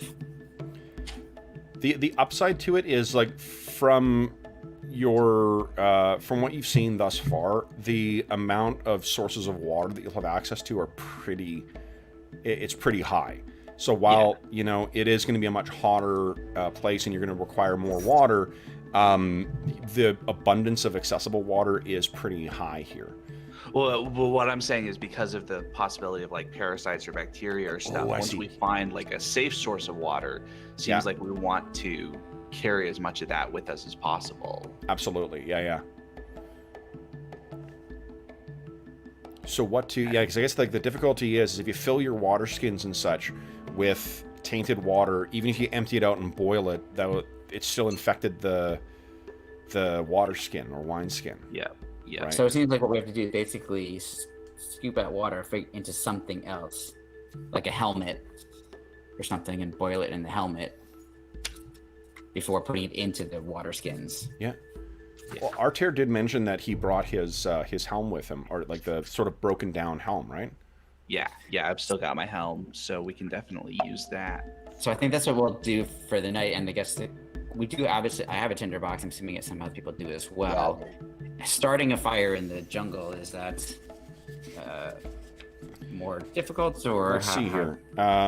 You absolutely. Oh, hold on. You can find natural shelter here as well too. In this weather, 100%. So you're not going to be exposed to the elements. And then firewood is.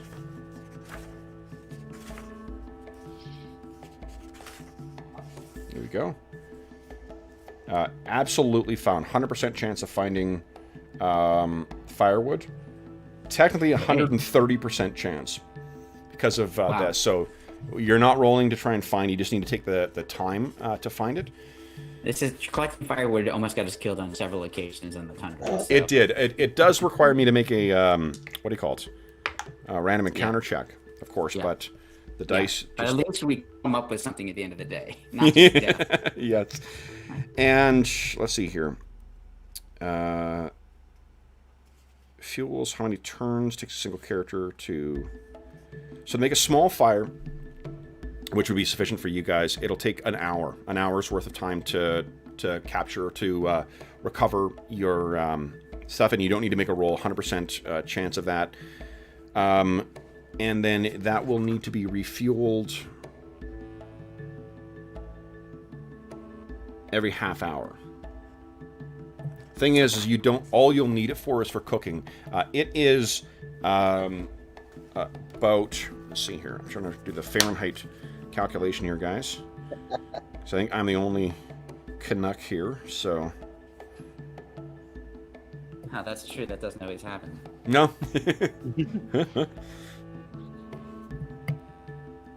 Whew, chapeau. Yeah, it's this will feel like a breeze for you there, Will. But it's about 92 degrees. Oh, yeah. Positively cool. Yeah, it's true for Arlen too. For those listening at home, Arlen's joining us from Texas, and Will, it's from Tennessee. Yeah. Yeah. So, and for any viewers in the non-empirical or what is it? The empirical system? Imperial system? Imperial. Yeah, for those in the metric world, it's 32, 33 degrees Celsius. So it's which obviously is everybody outside of America. So the entire world is using metric system Celsius. You know the weirdest thing though? So like we've been metric for the longest time, but my driver's license still lists my height in feet and inches. Oh, is that right? It's so weird. Interesting. Yeah. I know the other night when y'all were talking about it being hot up there in Canada.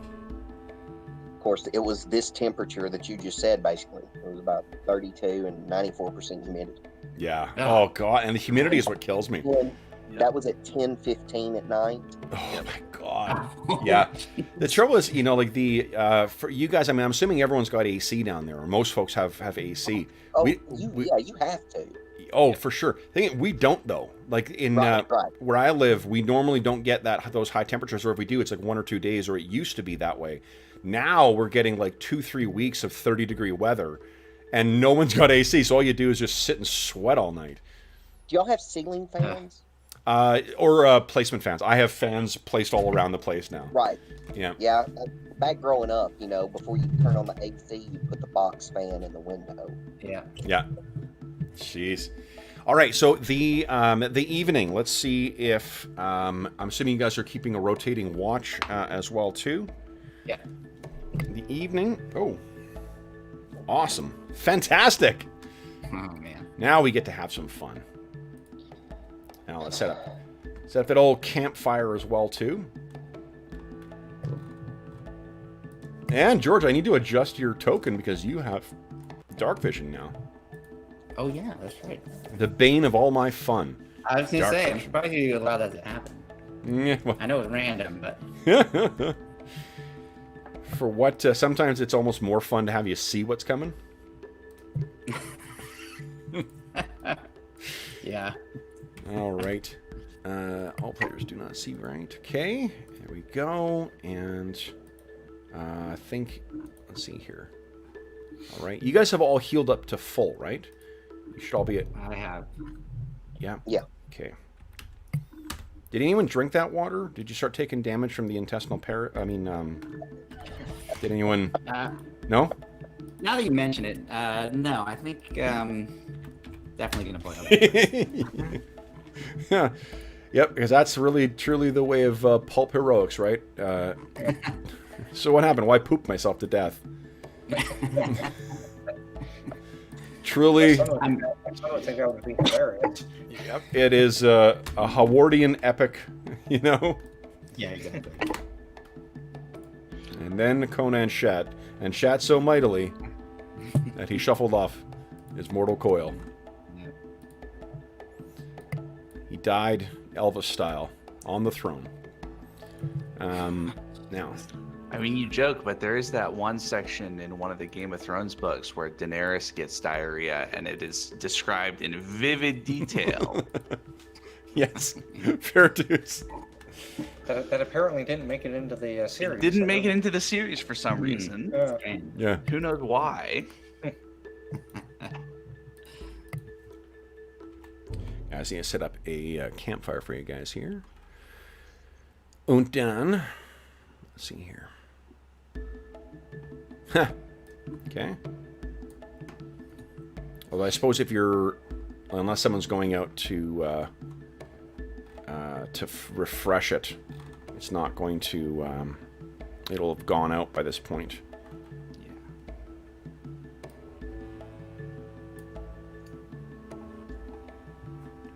Come on, you darn thing. I've definitely learned a bunch of stuff about how to use Roll20 because I'm used to it now to run games, or my normal in-person games, and it's helpful to actually go back and watch some of these videos to see how you've done something. Oh, okay. On Roll20, I'm like, oh, that's how you. Sometimes it's not intuitive. Nice. So my lack of preparation is actually intended to assist. No, it's like, oh, you go to that layer to do that. Oh, I see. Okay. Perfect. Well, if you, not to tell you who to watch, George, but Hobbs has some really good tutorials on building like dungeons and stuff in Roll20. That's right. I forgot he did that series a couple months ago. Yeah, he did. He did a couple of streams that he turned into YouTube videos of. I assume they're on YouTube. I don't know. I don't think he puts them on YouTube. I think they're on Twitch, but I may be wrong. Well, then I'll bother him to put them on YouTube because. Well, I'm gonna do a quick check. Well, Okay. we're going along There here. we go. I think I'm almost ready here, guys. Apologies for. Well, this is part and parcel of the random encounter stuff. So we just have to do that sometimes. We don't have dead air. We talk about stuff. Mhm. While you're busy doing this sort of thing. Well, and actually, in my game that I ran the other day, one of my players is also a DM, and he was like, "Hey, how did you do the dynamic lighting? Like, it's now that we're almost all of us are playing on T20, it's helpful to talk about these things." But that reminds me, when my internet went down the other night, Yeah. and I was like looking to figure out what was happening. They were all on down detector. There were all these comments saying, "I'm trying to play D&D. I rolled 20." My wife didn't believe me, and I was like, "Look." Okay. All right. And awesome. Yeah, it's pretty cool. Modern technology, able to play with people all over. Well, I know the amount. There's no way I would be able to play as much D&D and other games as I do currently if it was not for being able to play online. Yeah, being online, and then online is also. I really like being able to sit at my desk in my house, not have to worry about like going over to even as friendly as local gaming stores can be. It's really nice to be just in your own space. Yeah. All that. Yep. Well, and also for someone who's so, if you have a day job that gets you thinking about things in an hourly or billable hour kind of rate too, the idea that I'm not losing time to a commute definitely appeals. Yeah. Yep. And Arlen, you're right. Hobbs does put his stuff onto YouTube. Cool. Use it on Twitch. So. Well then, yeah, those are. I remember watching those streams and being like, oh man, Hobbs puts way more work than our dungeon user into building dungeons and stuff. No, that's totally helpful. I completely forgotten he had done that. Okay. Go check him out. All right. So, guys, someone give me a D4 roll, please. Let's see who's on watch here. 4. I think I need to... Hold on. I actually went last night, too, and I set up a bunch of new musical cues, because we're in a new thing here, so... Godzilla. Oh, here we go. Yeah, play some Creedence Clearwater Revival. Yes, correct? yeah, exactly. I love that soundtrack from that movie. From which film? From the most recent, from the Kong movie, where it's all 70s classic rock. Oh, okay. Skull Island. Oh, yeah. Poor Toby Kibble. Yeah. How about Thunderstruck by the I can't remember the group. It's AC/DC. No, not AC. Well, it's the cover, but it's like basically by a like a banjo type band, like an old folk band. Oh, neat. I have to find. I think it's called the Seagulls or something. You should look it up. It's really fun. So I'm a big Joy Division fan. And there's actually, yeah, you too, Will. So there's a band that's like, it's all like glockenspiel and stuff like that. It's all like 19th century instruments, but they play it's not Level Tear Us Apart. It was I can't remember what other. She's Lost Control. Yeah, it might have. Actually, it might have been Level Tear Us Apart, but they played one of the it's that or Atmosphere or something like that. But it's phenomenal cover. I'll have to check that out. Yeah. They're okay. I'm gonna send this. I'm gonna send the link to you guys, but not. Okay. Email. So Omar, Yes. you were the one who was awake, and let's check and see how deep into the rest we are. Not too long. You're actually. This is the first watch. You're there. The campfire is probably why the campfire is still kind of roaring. There's the strange sounds of the jungle at night. Tell me a little bit about what's going through your mind. I think the biggest thing for Amar is he's kind of comparing similarities and differences. What this place is like versus home, and as he thinks about that, he thinks more about home. He has a little bit more of a longing for home than he has in a long time, because now basically he's twice or 3 times removed. Hyperborea, Thule, and then where we are now. Yeah. Well, and this is the first night first night away from the camp, I suppose. Second night with all of your allies returned to you in such a long time, too. So yeah, that's basically what Amar's thinking. Okay. So then it's not surprising that you were a little too lost. You've grown over the past 6 months used to the sounds of the jungle at night. But you hear the sound of something big moving off in the jungle. And you can hear trees creaking as if being strained to the limits of their flexibility. Okay. Can I discern a direction of the sound? It seems to come to the east and to the south.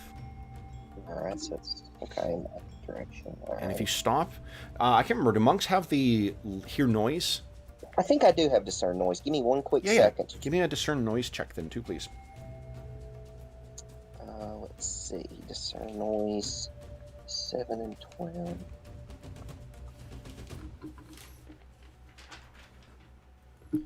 Yep. Okay. There's the button. Awesome. Okay. So you can you hear from somewhere off in the darkness this very heavy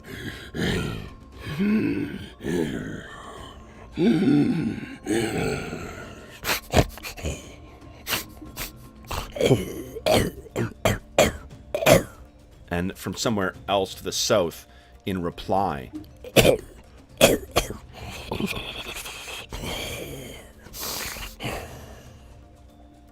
and it's large, and it seems to be moving in your direction. Okay.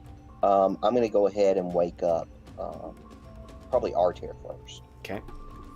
So Artair, you actually have sufficient time to wake everyone up. Now Malo, you have the benefit of your new sight. Oh, maybe not. I'm saying, like, you can see. Oh yeah, you can see 60 feet. So it's not actually a huge amount more than what you can see with the campfire, I guess. Although the campfire would be spoiling your sight, wouldn't it? Yeah. Yeah. Okay. And by the way, I'm just seeing the travel map. Is that? Oh, hold on. Let me move you guys over here. Okay, Sorry, yeah, guys. I There just we go. reconnected to see. Here's where you are. There we are. Okay. Okay. So it's to your east and to the south is where you guys have woken up. So you guys have an opportunity. Something big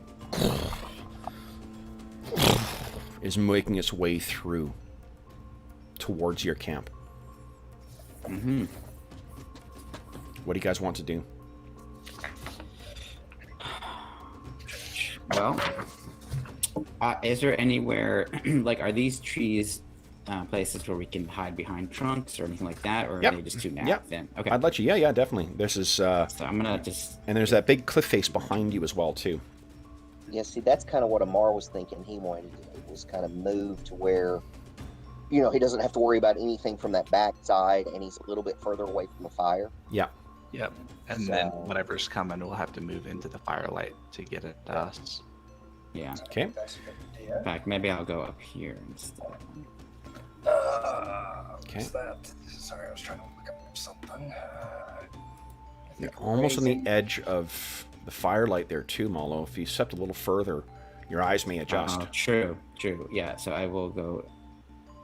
Okay. Reagan is trying to decide who she wants to embiggen since her Let me do normal it here.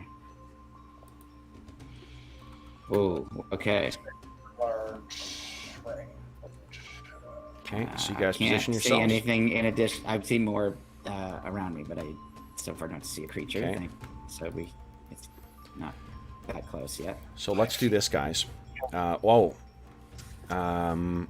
Let me make a couple rolls here first. So you guys have positioned yourselves Well, and out here. also, Go one ahead. thing I'm sure will come up is how, since we've adjusted our armor to just be more breastplate-like, how Yep. does that affect our armor class? So you can, whatever magical bonus, I'll also let you apply that so long as you're wearing your breastplate, but it'll effectively be a chainmail. So it's starting AC as I think 5. Okay. Yeah, chainmail is 5, and it counts as medium, 1 DR, and movement 30. Okay. Cool. Thank you. But your magical, the magical bonus, and then any other Yeah. abilities that your armor may have, that shit will still be accessible. Yeah, I don't have any. My armor didn't have any magic, so. Oh, okay. That's Fucking anybody stingy DM. Jeez. I No, guess I got a cloak cloaks. protection +3, so that's not. There's no stinginess there. So. Yeah. I'm totally okay with that. I'm still at AC 2. Okay. So you're at AC 2. What is? I'll quickly scribble down what everyone's got here. Amar, what's your AC? Is I guess the same as it always has been, right? Yeah, it should be the same as always. Okay, so 2. Malo's got a 2. Oh, mine's going to be better because of the. Hold on, let me find it. What's your AC, Reagan? Sorry. Sorry, mine's better now than it used to be because her AC, her dex went up. It is currently. Is that right? Defense. You were a 3 before, I was assuming. Yeah, So it's a 2 now. 2 now, okay. And then Artur? Let me check. AC 3 melee and missile. Okay. Okay, thanks, guys. All right. So then, looks like Amar and Reagan and Malo has stepped out of the light. So it's you guys. Yeah, it's 2 now. What you hear is the sound of something shifting in that darkness, and then you hear a crashing sound. And let me see here. Is there time for Arthur to ready the crossbow? Definitely. Yeah.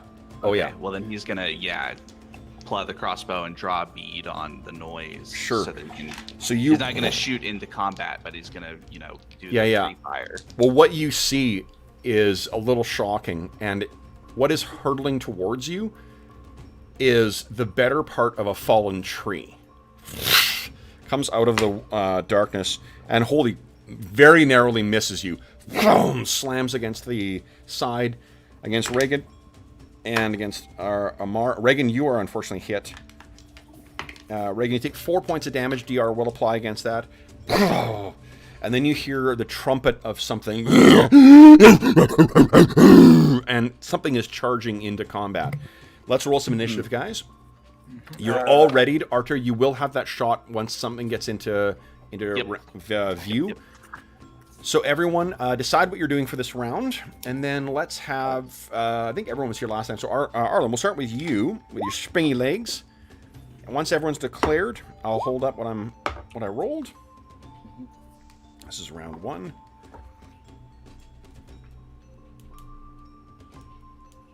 All right, with Kane not here, who should I make? Well,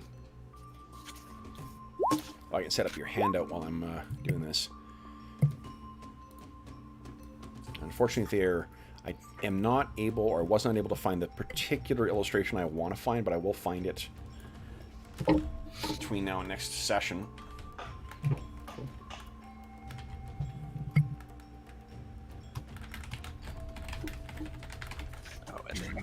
Okay. Actually, I can, you know what? I can actually grab. Oh. Will, this is for you, buddy. Oh boy, here we go.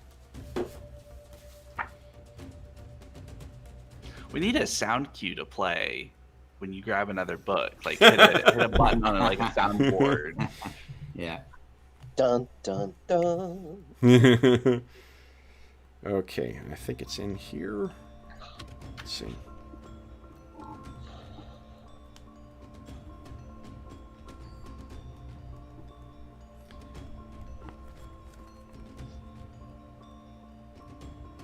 Sorry guys, give me 2 seconds here. Just wanna, if I can find this, it's definitely gonna be worth it. I just can't remember if it's in this book or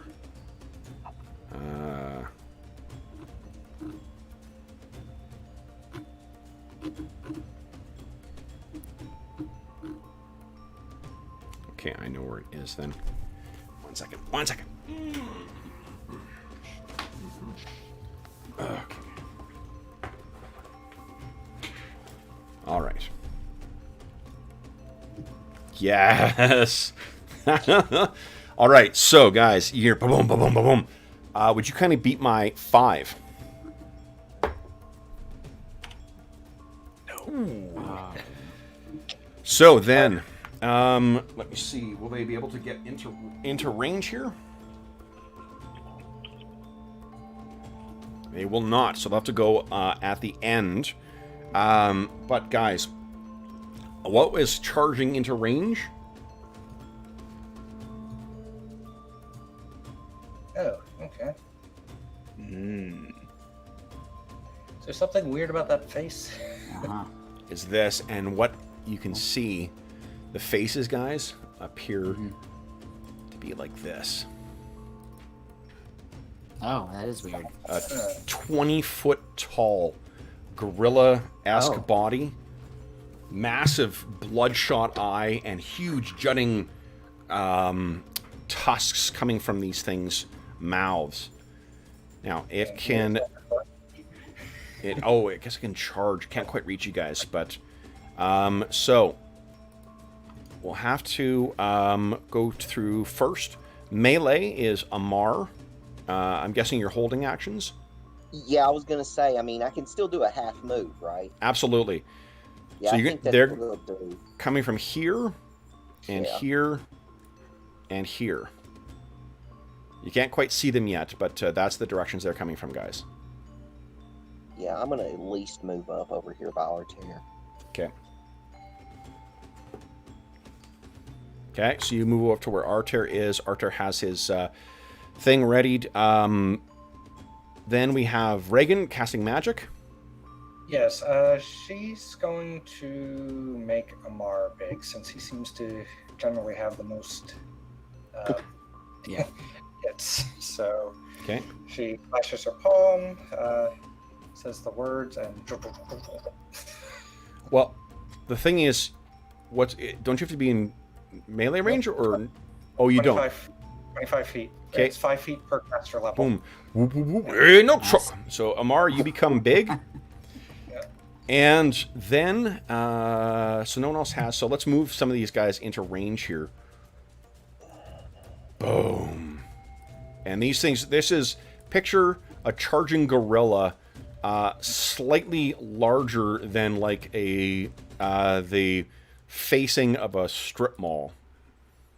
Because these things are 20 feet tall as they come bum, bum, bum, bum, bum, bum, bum, bum, bum, charging in. Arter, go ahead and make your first attack. All right, taking a shot with the crossbow. Not so good.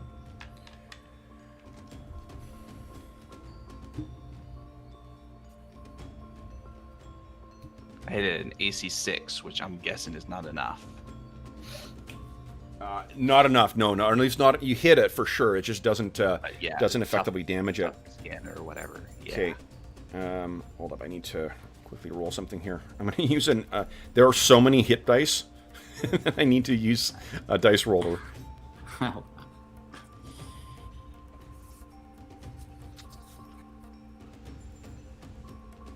All right. There we go. Put a dice roll here. We go. Excellent. All right. So that was your ready to action. We then go into second phase. So second phase. Let's see here. I've got. I don't have enough actually to get to you guys. I don't think. So I'll be going on a move. Arter, you're up first. Or sorry, Amar, you're up first. What are you doing? Yeah, I think I'll go ahead and close, I guess. Oh, and Arter. Arter was going to melee as well. Yeah, I don't think I can close. Okay. So I'm just dropping the crossbow and drawing my weapons. Okay. And then Amar? Let's see. So I would move. Now, okay, stupid question for counting boxes being enlarged. Am I going to treat that same size as one movement? Or am I still just doing basically one 5 block at a time? One of your... Yeah, 5 at a time. Okay. Yeah. So 1, 2, 3. Yeah, this is... it follows the sort of like Hollywood rules for giant size things in that your voice drops a whole lot and you move really slow. Okay. Yeah, I just want to make sure. Yeah. I guess I'm gonna move. I'll move with Amar. Okay. As best as I can. Absolutely. So Amar, you're still like you are definitely bigger, but you can see there's like Arter, and then about twice his size is Amar, and then about twice Amar's size is this thing charging in. Then it is Magic. So we have Malo. What are you doing? Well, I might not do anything. I can't move like 10 feet. You could have moved 10 feet on your first phase. You didn't. I was holding, but so Okay. I'm out of range. It's out of range.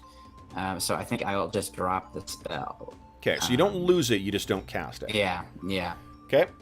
All right, and so then for the end of the round, they're not going to attack, but boom, boom, boom, boom, boom, boom, boom, boom. 1, 2, 3, 4. They're charging into the biggest guy. 2, 3, 4. 4. There we go. And 2, 3, 4. All right, guys. That is the end of round 1, guys. We're on to round 2. So, Arden, we thank you for your service as initiative roller. We'll pass your duties off to Robert. Oh, geez. Everyone enter what you're doing. Look. Like time. I guess these are not 1-hit die creatures that I get extra attack against. Good guess. Let me set the hit points. Actually, I can set the bars for these guys quickly here. Because I got a second. Oopsies. Really big bars. Do this. Here we go. C. Overlapping. All right. And I'll just roll using the old handy-dandy dice roller here. Okay. And for the third one. All right. Third one. So. Ooh, there he is. Get rid of this guy. You just zoomed out. I was like, I need 2 of them. Oh crap. Okay, and now, someone give me a D3 roll, please.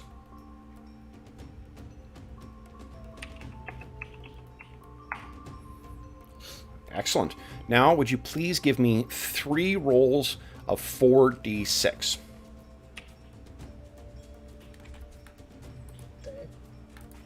First one, Okay, thank you.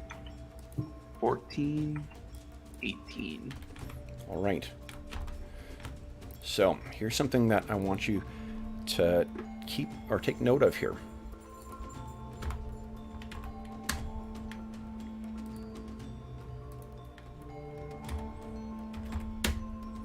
Every one of these things is injured. Now, Interesting. in the heat of battle here, you're not going to be able to take notice of what that is necessarily. But all right, so then everyone's entered what they're doing. Reagan, would you kindly beat my 5, please? Oh, so you have melee up first here. So this biggin crashes into Amar. And then, let's see here. Amar, your hit dice or your AC is a 2. Mm-hmm. Okay. So 2 of these massive fists come pounding down on you. Both successfully hit. Ooh, boom, boom, and you take 9 and 13 damage. Oh, good lord. Yep. 3 and 9. And remember, you guys do have a lot of Astonishing Fortune, or you have you each have your Astonishing Fortune as well too. A lot. Yeah. And DR. Well, you don't have any DR. Yeah, you do. So what I was also the way that we've been pooling the Astonishing Fortune in the other campaigns seems to work a little better than having you guys have to come up with some cockamamie explanation for why you're coming up with a way of interfering with other people, because you guys do seem to be spending your Astonishing Fortune on other people. I'm thinking that we just pool a Astonishing Fortune in this campaign as well. Yeah, it kind of similar to the momentum element of Conan, which feels right. Like we're all working together. And Totally. Yep. Yeah. Okay, so you have 4 points of Astonishing Fortune. You can spend you can spend a point in this game to ignore a hit if you choose to. Go for it, Amar. To ignore 1 hit? Okay. Yep. So yeah, I'll go ahead and spin that. So you ignore the 13, I guess? The 13, yeah. Okay, so you take 9 points of damage.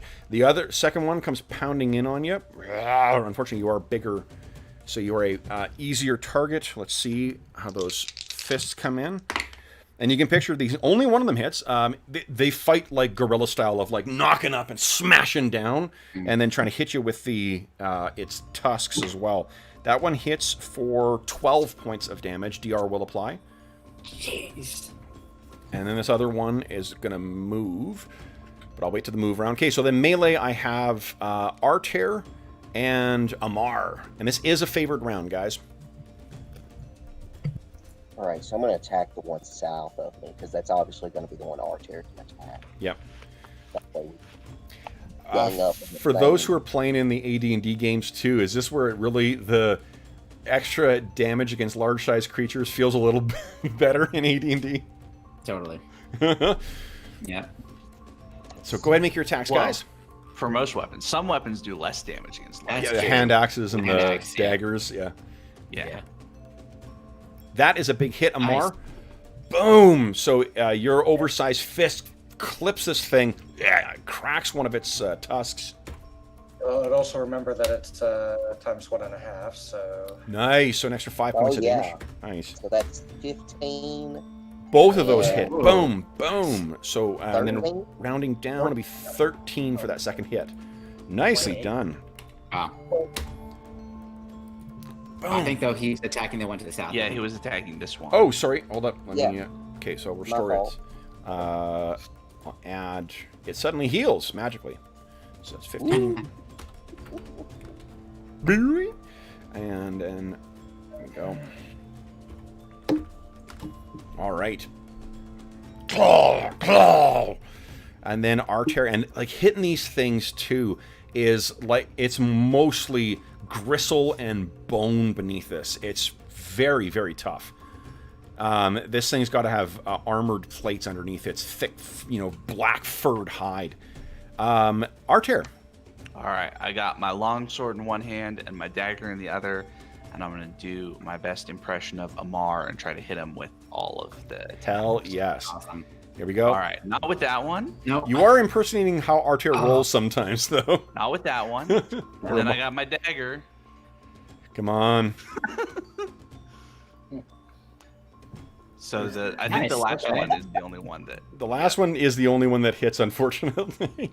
Yep. They may be as big of a house, but you seem to not be able to hit one. Well, so it's a dagger of venom, which I will look up if that has any kind of lasting effect on. Interesting. It does. It does. So check it out. So do I need to make Yeah, a save will. here, guys? I will look it up real quick. I believe that you do. Okay. Let me grab my sheet here. Magical treasure, Treasure. melee weapons.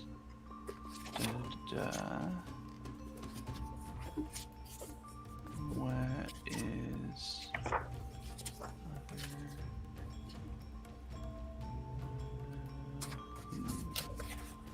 There's my save on here.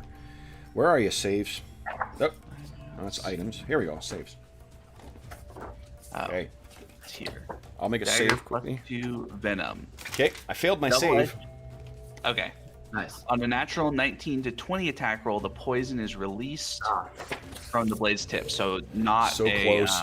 17, so no poison. Pretty fucking close, though. All right. Great. So that was our heroes on melee. Then we have no missile magic. Malo and Reagan, what are you guys up to? So Malo's hand glows silver, and then it flashes out and strikes the creature to the east of Amar Okay. automatically. However, it gets a saving throw versus sorcery with defense adjustment if applicable. Okay. Does not have one. Fails at save. Okay, excellent. Here, it's a Rave Enfeeblement that will last for 5 rounds, and here is what it does. Awesome. Reduced damage dice. Oh, super cool. Yeah, I'm trying to help you guys out, but Yeah, that's good. Definitely. Yeah. I'm Ooh, so this thing, it moans as it is weakened. Then, what about Reagan? What do you got on deck for your magic? Reagan pulls out her bow, lays her hand on it, and again, actually, what she's done to the bow is she's put the rune directly on the bow, along with a small blade that she can just slice her hand there, and the blood soaks into the bow and basically twofold missile. Nice. Okay. And that is, I believe, the end of phase 1. Phase 2, the only interesting thing that's happening is that this other one is over. Actually, hold on. I got on a move. Let's see here. 1, 2, 3, 4. So I think on the second phase, this thing can get in. Boom. And try and get at Amar or Artair. So you see that, and it's I moved it directly in, but you can kind of picture this thing's kind of racing in and like, you know, kind of pogoing off the wall and coming down to try and get at you. These things are feral savagery personified. And then these two big fists come down on you. You've got an AC of 2 right now. Yep. Boom, boom, boom, boom, boom, boom, boom, boom. 2 hits. Oh no. Oof. So the first one. Oh wait, this isn't the weakened one. First, 17 damage. I'm gonna use an astonishing fortune to just, So what do we see? Back at the last second. Bam! Maybe even I kind of like, it comes in and I sort of like, hold my blade out in such a way that it realizes that if it smacks down right on me, it's gonna, stab itself or something, and that pushes it out of the way. Yeah, I'm not sure that they would have the you probably more need to just get the fuck out of the way. Okay, well type then of I tactics. kind of hop back at the last second. Yep. and The second see one the does. crater that it leaves when it smacks into the ground. So the second one connects at doing 11 points of damage. All right. And DR I'm gonna will take apply. that. Okay. Oh, and damage reduction. Yeah, DR will definitely apply against that. All right, guys. So we are at the end of round 2. So then we're on to round 3. Robert, we thank you so much for your service. As initiative roller, passes off to George. Everyone declare what you're doing. And then... excuse me, my goodness. Clearly the heat in the jungle is getting to me. All right. Okay, and then, George, would you kindly beat my cuatro, my 4? Let's see here. No. Oh, no. I feel like I roll a 1 every time. So we got these guys up. And you know what I'll do here? Because it's going to be more fun, I need, because of the size of these things in the Thaco, basically to hit anyone in melee, I need to roll a 5 or higher. Oh, man. So let's... All right, so first up, we have one that is engaged. So I'm going to be doing melee with these things. First is Amar. So first strike on you, Amar. A narrow hit. Second one, a hit as well. So, Amar. Boom and boom. Let's see. Oy, shit. 18 and 16 damage. Now, which one is this attacking me? What's that? Which one is it that's attacking me? That's the attack roll for this one on top here. Is that including the enfeeblement or whatever? It is not. No, I fucking cheated. So I will re-roll those. Hold on. Good call. Nice. This is what you do. It's keep your DM honest. So, it's only 10 and 9 points of damage instead. DR will play. Go then. That is still a damn sight better than whatever the hell I rolled before. I still should Astonishing Fortune one of those. Yeah, let's Astonishing Fortune a 10. Okay. And then the second one, I think seeing that you're weakened, is going to try and grab you. So your grapple DC, what is your Thaco right now? My 2-hit armor class, fighting ability of 3. Oh yeah, fighting ability is easier. So fighting ability 3 means you got a 13. Do you have a bonus from Dex or Strength? Yeah, I've got a +3 attack mod for Dex. Oh man, like to hit? Yeah, well, like, yeah, if I was using a ranged weapon. Yeah, +3, so that'll definitely hit. So it's 14. So that's 16 because your fighting ability is 3. No modifier for Strength? No strength mod. Okay, so 16. He does have a huge bonus to hit. But let's roll here. Let's see. A 6. Actually, he has a +14 to his roll, so... Good lord. Yeah, they're pretty big. So he does success, but you do get to resist. So yours will be... you apply... You don't have a strength modifier, so it'll be 1d20 plus 3. Okay. Against theirs. It's going to be hard, because they're a lot bigger than you. Not 20, come on. Yeah. Here it comes. Oh! Actually, that is good enough. Sweet. Awesome. So go ahead and roll 1d8, I think, is your hit dice. Yes, I'm a D8. Do I need to worry about my con mod in that? No, you don't. It's your... Strength damage modifier. Okay, yeah, so I don't have one, so it's just D8. Okay. And then, hold up here. Oh, 2. Well, that might... let's see here. Where is it? Here we go. Okay. You never know. Yeah. Stranger things have happened here. Mm-hmm. I've not... Well, for sure.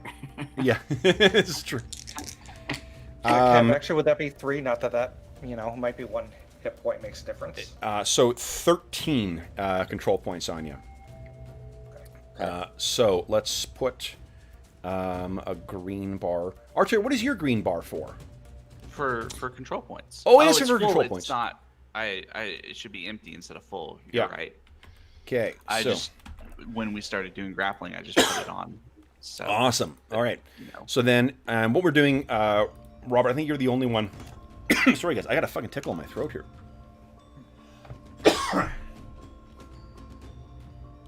It's all those gorillas there. It is. Fucking gorilla hair. Yeah. Yeah. Making those gorilla noises is unforgiving on the throat. What we've been doing is when things are involved with grapple, we're putting a green dot on them. Okay. So you can know who's grappling and who's grappling who. So this one definitely is trying to seize or sort of force itself to grab the very, very injured Amar. Then I've got the thing that is facing you, Arter. So let's see here. First hit, second hit as well. Shoot. All right. Now, Oh, there's one attack in Pokemon. yep. Mm-hmm. And actually, both of them are only 9 points. Only. It could be a lot worse. Yeah. All right. I will take the full 16 points of damage after DR, I think. Sounds good. So this thing, Yeah. it batters you. It still doesn't get a solid hit. It's a glancing hit, but fuck, these things hit hard. And just relentlessly as well, too. It's just boom, boom, boom, boom, boom, boom, boom, smashing down in you. Then, guys, we have Arter and Amar. Now, guys, last round was a favor. Oh, you did make your second attacks with Longsword. Okay. Yeah. All right. So our heroes, anyone in melee, please kick the shit out of these things. All right. I'm going to Yeah. attack the one that is grappling Amar. Yep. 'Cause that's the weakest one, too. Yeah, and I think you also have its armor class is reduced because of how grappled that Amar is. Cool. Easier to hit. Not going to. Not that easy though. Ugh. Dagger. Dagger does hit because of the thing. So you get, yep. And Nice. there's no poison or anything yet. Because Okay. that's not a good roll. All right. So you stab into this thing. It's such an inconsequential hit that it just does not seem to phase this thing. Then it is, let's see, Amar. Yeah, so what exactly is my option here since I'm in a grappling? So because you're grappling, normally you can only use light or smaller weapons. You use badass physical attacks, so you can still do that. You have Okay, -2 to great. hit, but you can use your, kung fu. Yeah, okay, so -2 to hit. All right. So, My 6 classes of Taekwondo I took when I was 12 don't make for very convincing kung fu motions, I'm guessing. Ooh, Nat 20! That's the shit. Give us a D6 roll. all right. So, 1d6. And he's large. 6! yes. Sweet. Beautiful. So that's Yep. times 3 damage. That is And 18, 27. So, Mart, why don't you Oh, tell yeah. us? 13, right? 40. Yeah, because the All right, enlarged. 13. So, what is the amazing thing that you do? I got one thing in mind to think of how to kill this, but what do you do? What do you got on deck here? Since he's, he's in a grappling type phase. I think he really just drives his hand up under that thing's chin, Yep. and that really just throws that thing's neck so far back that it actually snaps his neck back. You are no longer grappled, and this That's thing neat. lies dead. Awesome. So you can clear your control points. Awesome. So battered, bloodied, but free of this thing. You still have a second attack as well too, and you no longer suffer a penalty to hit. Yeah, so I'm definitely going to attack the one there Okay. and pray for the best. Need another one of those rolls. That was a great roll. That was really well timed. Jeez. Wow. Wowzers. Give us a D6 roll again. Oh, yeah. One of these days I'm going to learn the rules. Not as good, but still. Still +2, so it's it is 7 + 2 is 9 points of damage. So still, that's not Man. nothing. And then that's, what, 7? Go. Make sure I'm reading that right. Wowzers. Okay, so then Archer. That's a tough act. Already Oh, you've did already mine. attacked. That's right. Yep. So then, guys, we have then onto missile. We've got Reagan. Yeah, Reagan, she really wants to try to help Amir, but she is wary about hitting him since he looks pretty Mhm. bloody. Yep. So she's going to take both shots at the one here. So she has twofold missile, means she just rolls once Okay. for both shots. Hopefully doesn't hit Arter, although maybe if she Only a does, 30% maybe- chance. Only a 30% chance. She probably really should be going in with the battle axe instead, but oh well. Where's that missile weapon? Yep. That is a miss. Dang. It hits it, but it doesn't seem to affect it whatsoever. Okay. Okay. Okay. And you said you got a second shot, right? No, it's twofold missile means that she shoots twice. Basically creates two Oh, I see. It creates 2 missiles that either hit or miss. Okay, okay. At the So, same time. all right, so that's Yep. off. Then we have magic, which is nobody. Then move, Malo. So it hit, but so you're saying it hit, but it didn't actually do any damage. Exactly. Okay. It's armors too, because like Okay. it would be a real effort Yeah. to miss a 20-foot tall, Yeah. solid thing. It's just that you don't do Okay. any. Yeah, Okay. doesn't have any meaningful effect. I moved. I just need to get into range, so Okay. I'm now in range. You're in range. Excellent. So second phase, we have. I don't think anything interesting is happening apart from Malo's magic.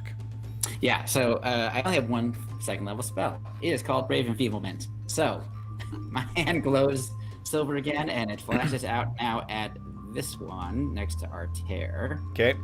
And he gets again a sorcery saving throw with defense adjustment. You know how I'll interpret Ray of Enfeeblement for grappling is it drops them down 1 size.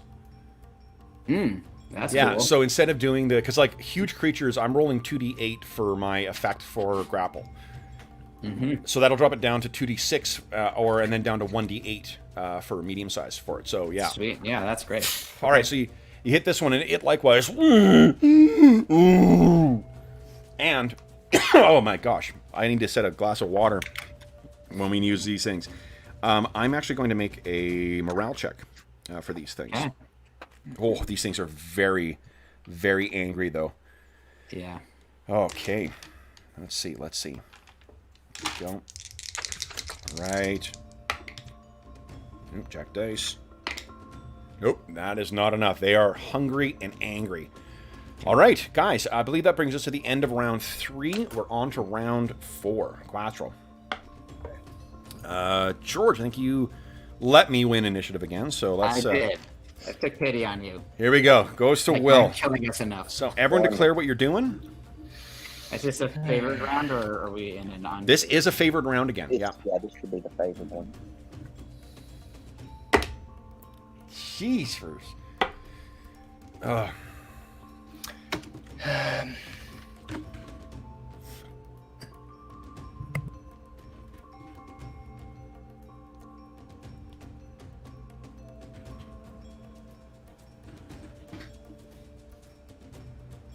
All right, guys. So then, Will, beat my 6. Oh my god. Sorry. Come on. All right. You had a great streak though. You had a good- to run yeah. there for a second. All right. So Amar, I have 2 attacking you, or 2 fists coming down on you. The first one is a hit. Let's roll damage for that and see.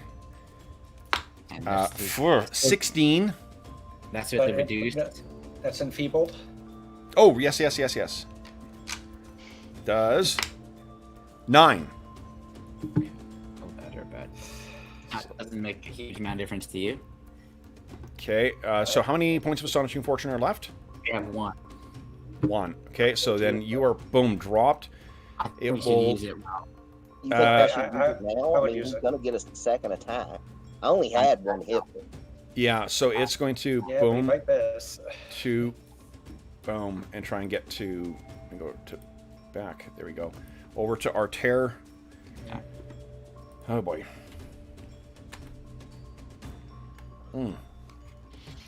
It's enfeebled though. Arter, that is 11 points of damage. DR will apply. Okay. So I'm gonna take that on the chin because there's more attacks coming, Okay. and I'm at 1. Okay. Man. And then on Arter or not? Yep. Do you have Astonishing Fortune? Do you want to spend that? Can't I find out how much? Oh, you can find- yes, I'm absolutely. only on 1 hit point, so unless it Yeah, just I have 1 one. It's damage. it's 10 points of damage. DR will apply. Okay. That is enfeebled too. Yeah. So. I think you should stay up. Okay. Yeah, I'm gonna we spend need it one to of you stay up. Okay, and then it's the got one more final attack. one comes down. Oh, Damn it. All right. this better not be 11 points or more. We just. Uh, Oh. Hey, that's 17 points of damage. Oh, geez. That's it for me. it for both? Boom! Enfeebled? That's enfeebled, the 17? That is enfeebled. Oh, man. Oh god. All right, minus 16 points of damage because 1 DR takes me to minus 15, which means since we do the description when you kill something, Kevin, you might want to describe how this thing pulverizes me into a pulp because that's it for our. Oh, so I think here's what I think Arter does is is exactly building on what you had thought before. That he thought that, you know, trying to make this thing think through and try to avoid the pointy end. What he does is get his sword and his dagger up to try and block the attack. And what ended up happening is this thing just, bam, brings the fist down. And then kind of like, and shakes its fist afterwards. But what we can see is that Arter's broken body is now smashed into the ground where all the pounding has happened before. You know what, guys? We're at our quit time. Yeah. So let's do this. Let's have our heroes do their... What do we got? We got... Malo's got a melee, and Reagan has melee. Okay. Should we do those? Let's finish the round with that. So Marlo moves up to this creature here and will take his 2 attacks with his scimitar. 5. And and nat 20. Nat 20. So go ahead and give us a D6 roll. 3. 3 is times 2, I think, right? Yeah, I think that's right. Okay, so big hit on that thing. The first one, yeah, it does not hit, unfortunately. Reagan, what are you doing? Well, she's gonna move up. She's pulling the hammer. So basically, if you guys recall, Cain gave her the hammer a while back to use. So she's pulling that out and taking a swing. And yeah, she wants to drop one of these. Hopefully, it'll make the other one think twice. Too late. That's a miss. No. All right. Did she get So 1 or 2? This is the favorite round. She probably only gets 1 because she's not a fighter. so with well, she's not a fighter, so I don't think it makes a difference. Yeah. It doesn't. Yeah. Yep. So, all right, then, guys, that brings us to the end of the session. Oh, Yeah. So, Hopefully We will- reinforcements will come. yeah, we will leave our heroes engage with these gorilla giant things, whatever they are, and we'll see what happens next time. Jesus. Do you think they want to take the rest of us to experiment on us? Maybe. So, for those listening at home, you can't link stuff in chat there. Thank you so much for joining us for session 38 of our ongoing campaign. As is always the case, if you have any comments, questions, or concerns regarding the session, please don't hesitate to leave a comment in the comment section of the video, and I will endeavor to reply in a timely fashion. In addition, you can reach me on Twitter at Dungeon Musings, and you can reach me by email. My email address is dungeonmusings@gmail.com. You can also find a link to the Dungeon Musings Discord server in the description of this video, and if you can find channels there dedicated to this campaign. Oh, someone's bashing the door in. Hi, honey. Someone knows what time it is. This campaign, every other campaign that we have on the channel, as well as a bunch of great channels dedicated to finding a group, finding. Yes, I know. I'm telling them. Come here, come bite my hand. Thank you. In addition, there is a link in the description of the video for something called Heroes Save Villages, which is our charity fundraising campaign that we run on the channel. This benefits a charity called SOS Children's Villages International, a really terrific organization active in over 130 countries that benefits over 80,000 orphaned and abandoned children. This Saturday, too, in a couple of hours, if you're listening to us live, we'll be coming back for a charity session to play 5th edition D&D set in the Eberron setting. And that is because the grand prize of our raffle that we currently have going on from now until September 1st is the copy of this sucker right there. There we go. Which is the Beetle and Grimm's Gold Edition Eberron Rising from the Last War box set. A really terrific thing that has got a tons of amazing stuff in it, which you will see in our Eberron session. In addition to that, there are 2 copies of the Astonishing Swordsmen and Sorcerers of Hyperborea core rulebook that are prizes. If you follow the link, every $25 Canadian that you donate gives you 1 chance to win, and it won one of the prizes. And if, in addition, all donations go directly to the charity. None of it goes to the channel. None of it goes to any other middleman. It all goes to help those kids. And it gives you a chance to win some pretty cool prizes. So from now until September 1st, 2020, you have an opportunity to enter and win one of those amazing prizes, or one of our other cool prizes, like a chainmail dice bag or a Skittermander dice bag. So lots of great stuff. And in addition, if you did enjoy the session, I'd ask you to consider hitting subscribe and the bell icon so you know when we're going live again too. And if you enjoyed the session, clicking on a like or a thumbs up will help us with doing some of the cool ways to say thank you to our players in the campaign. And speaking of the players in the campaign, I want to give a big thank you to our players. So I'll go in reverse order here. So Will, George, Robert, and Arlen, who may be facing a second character mortality in this campaign. No, you killed 2 of my characters and none of anybody else's. I know, this is bullshit. Yeah. Well, now, But wait we'll a see. minute. You guys are getting to a higher level, so there are ways to mitigate. The character mortality is not necessarily the end of all things at this level. I'm telling them. All right. Anna is very excited for the session to end.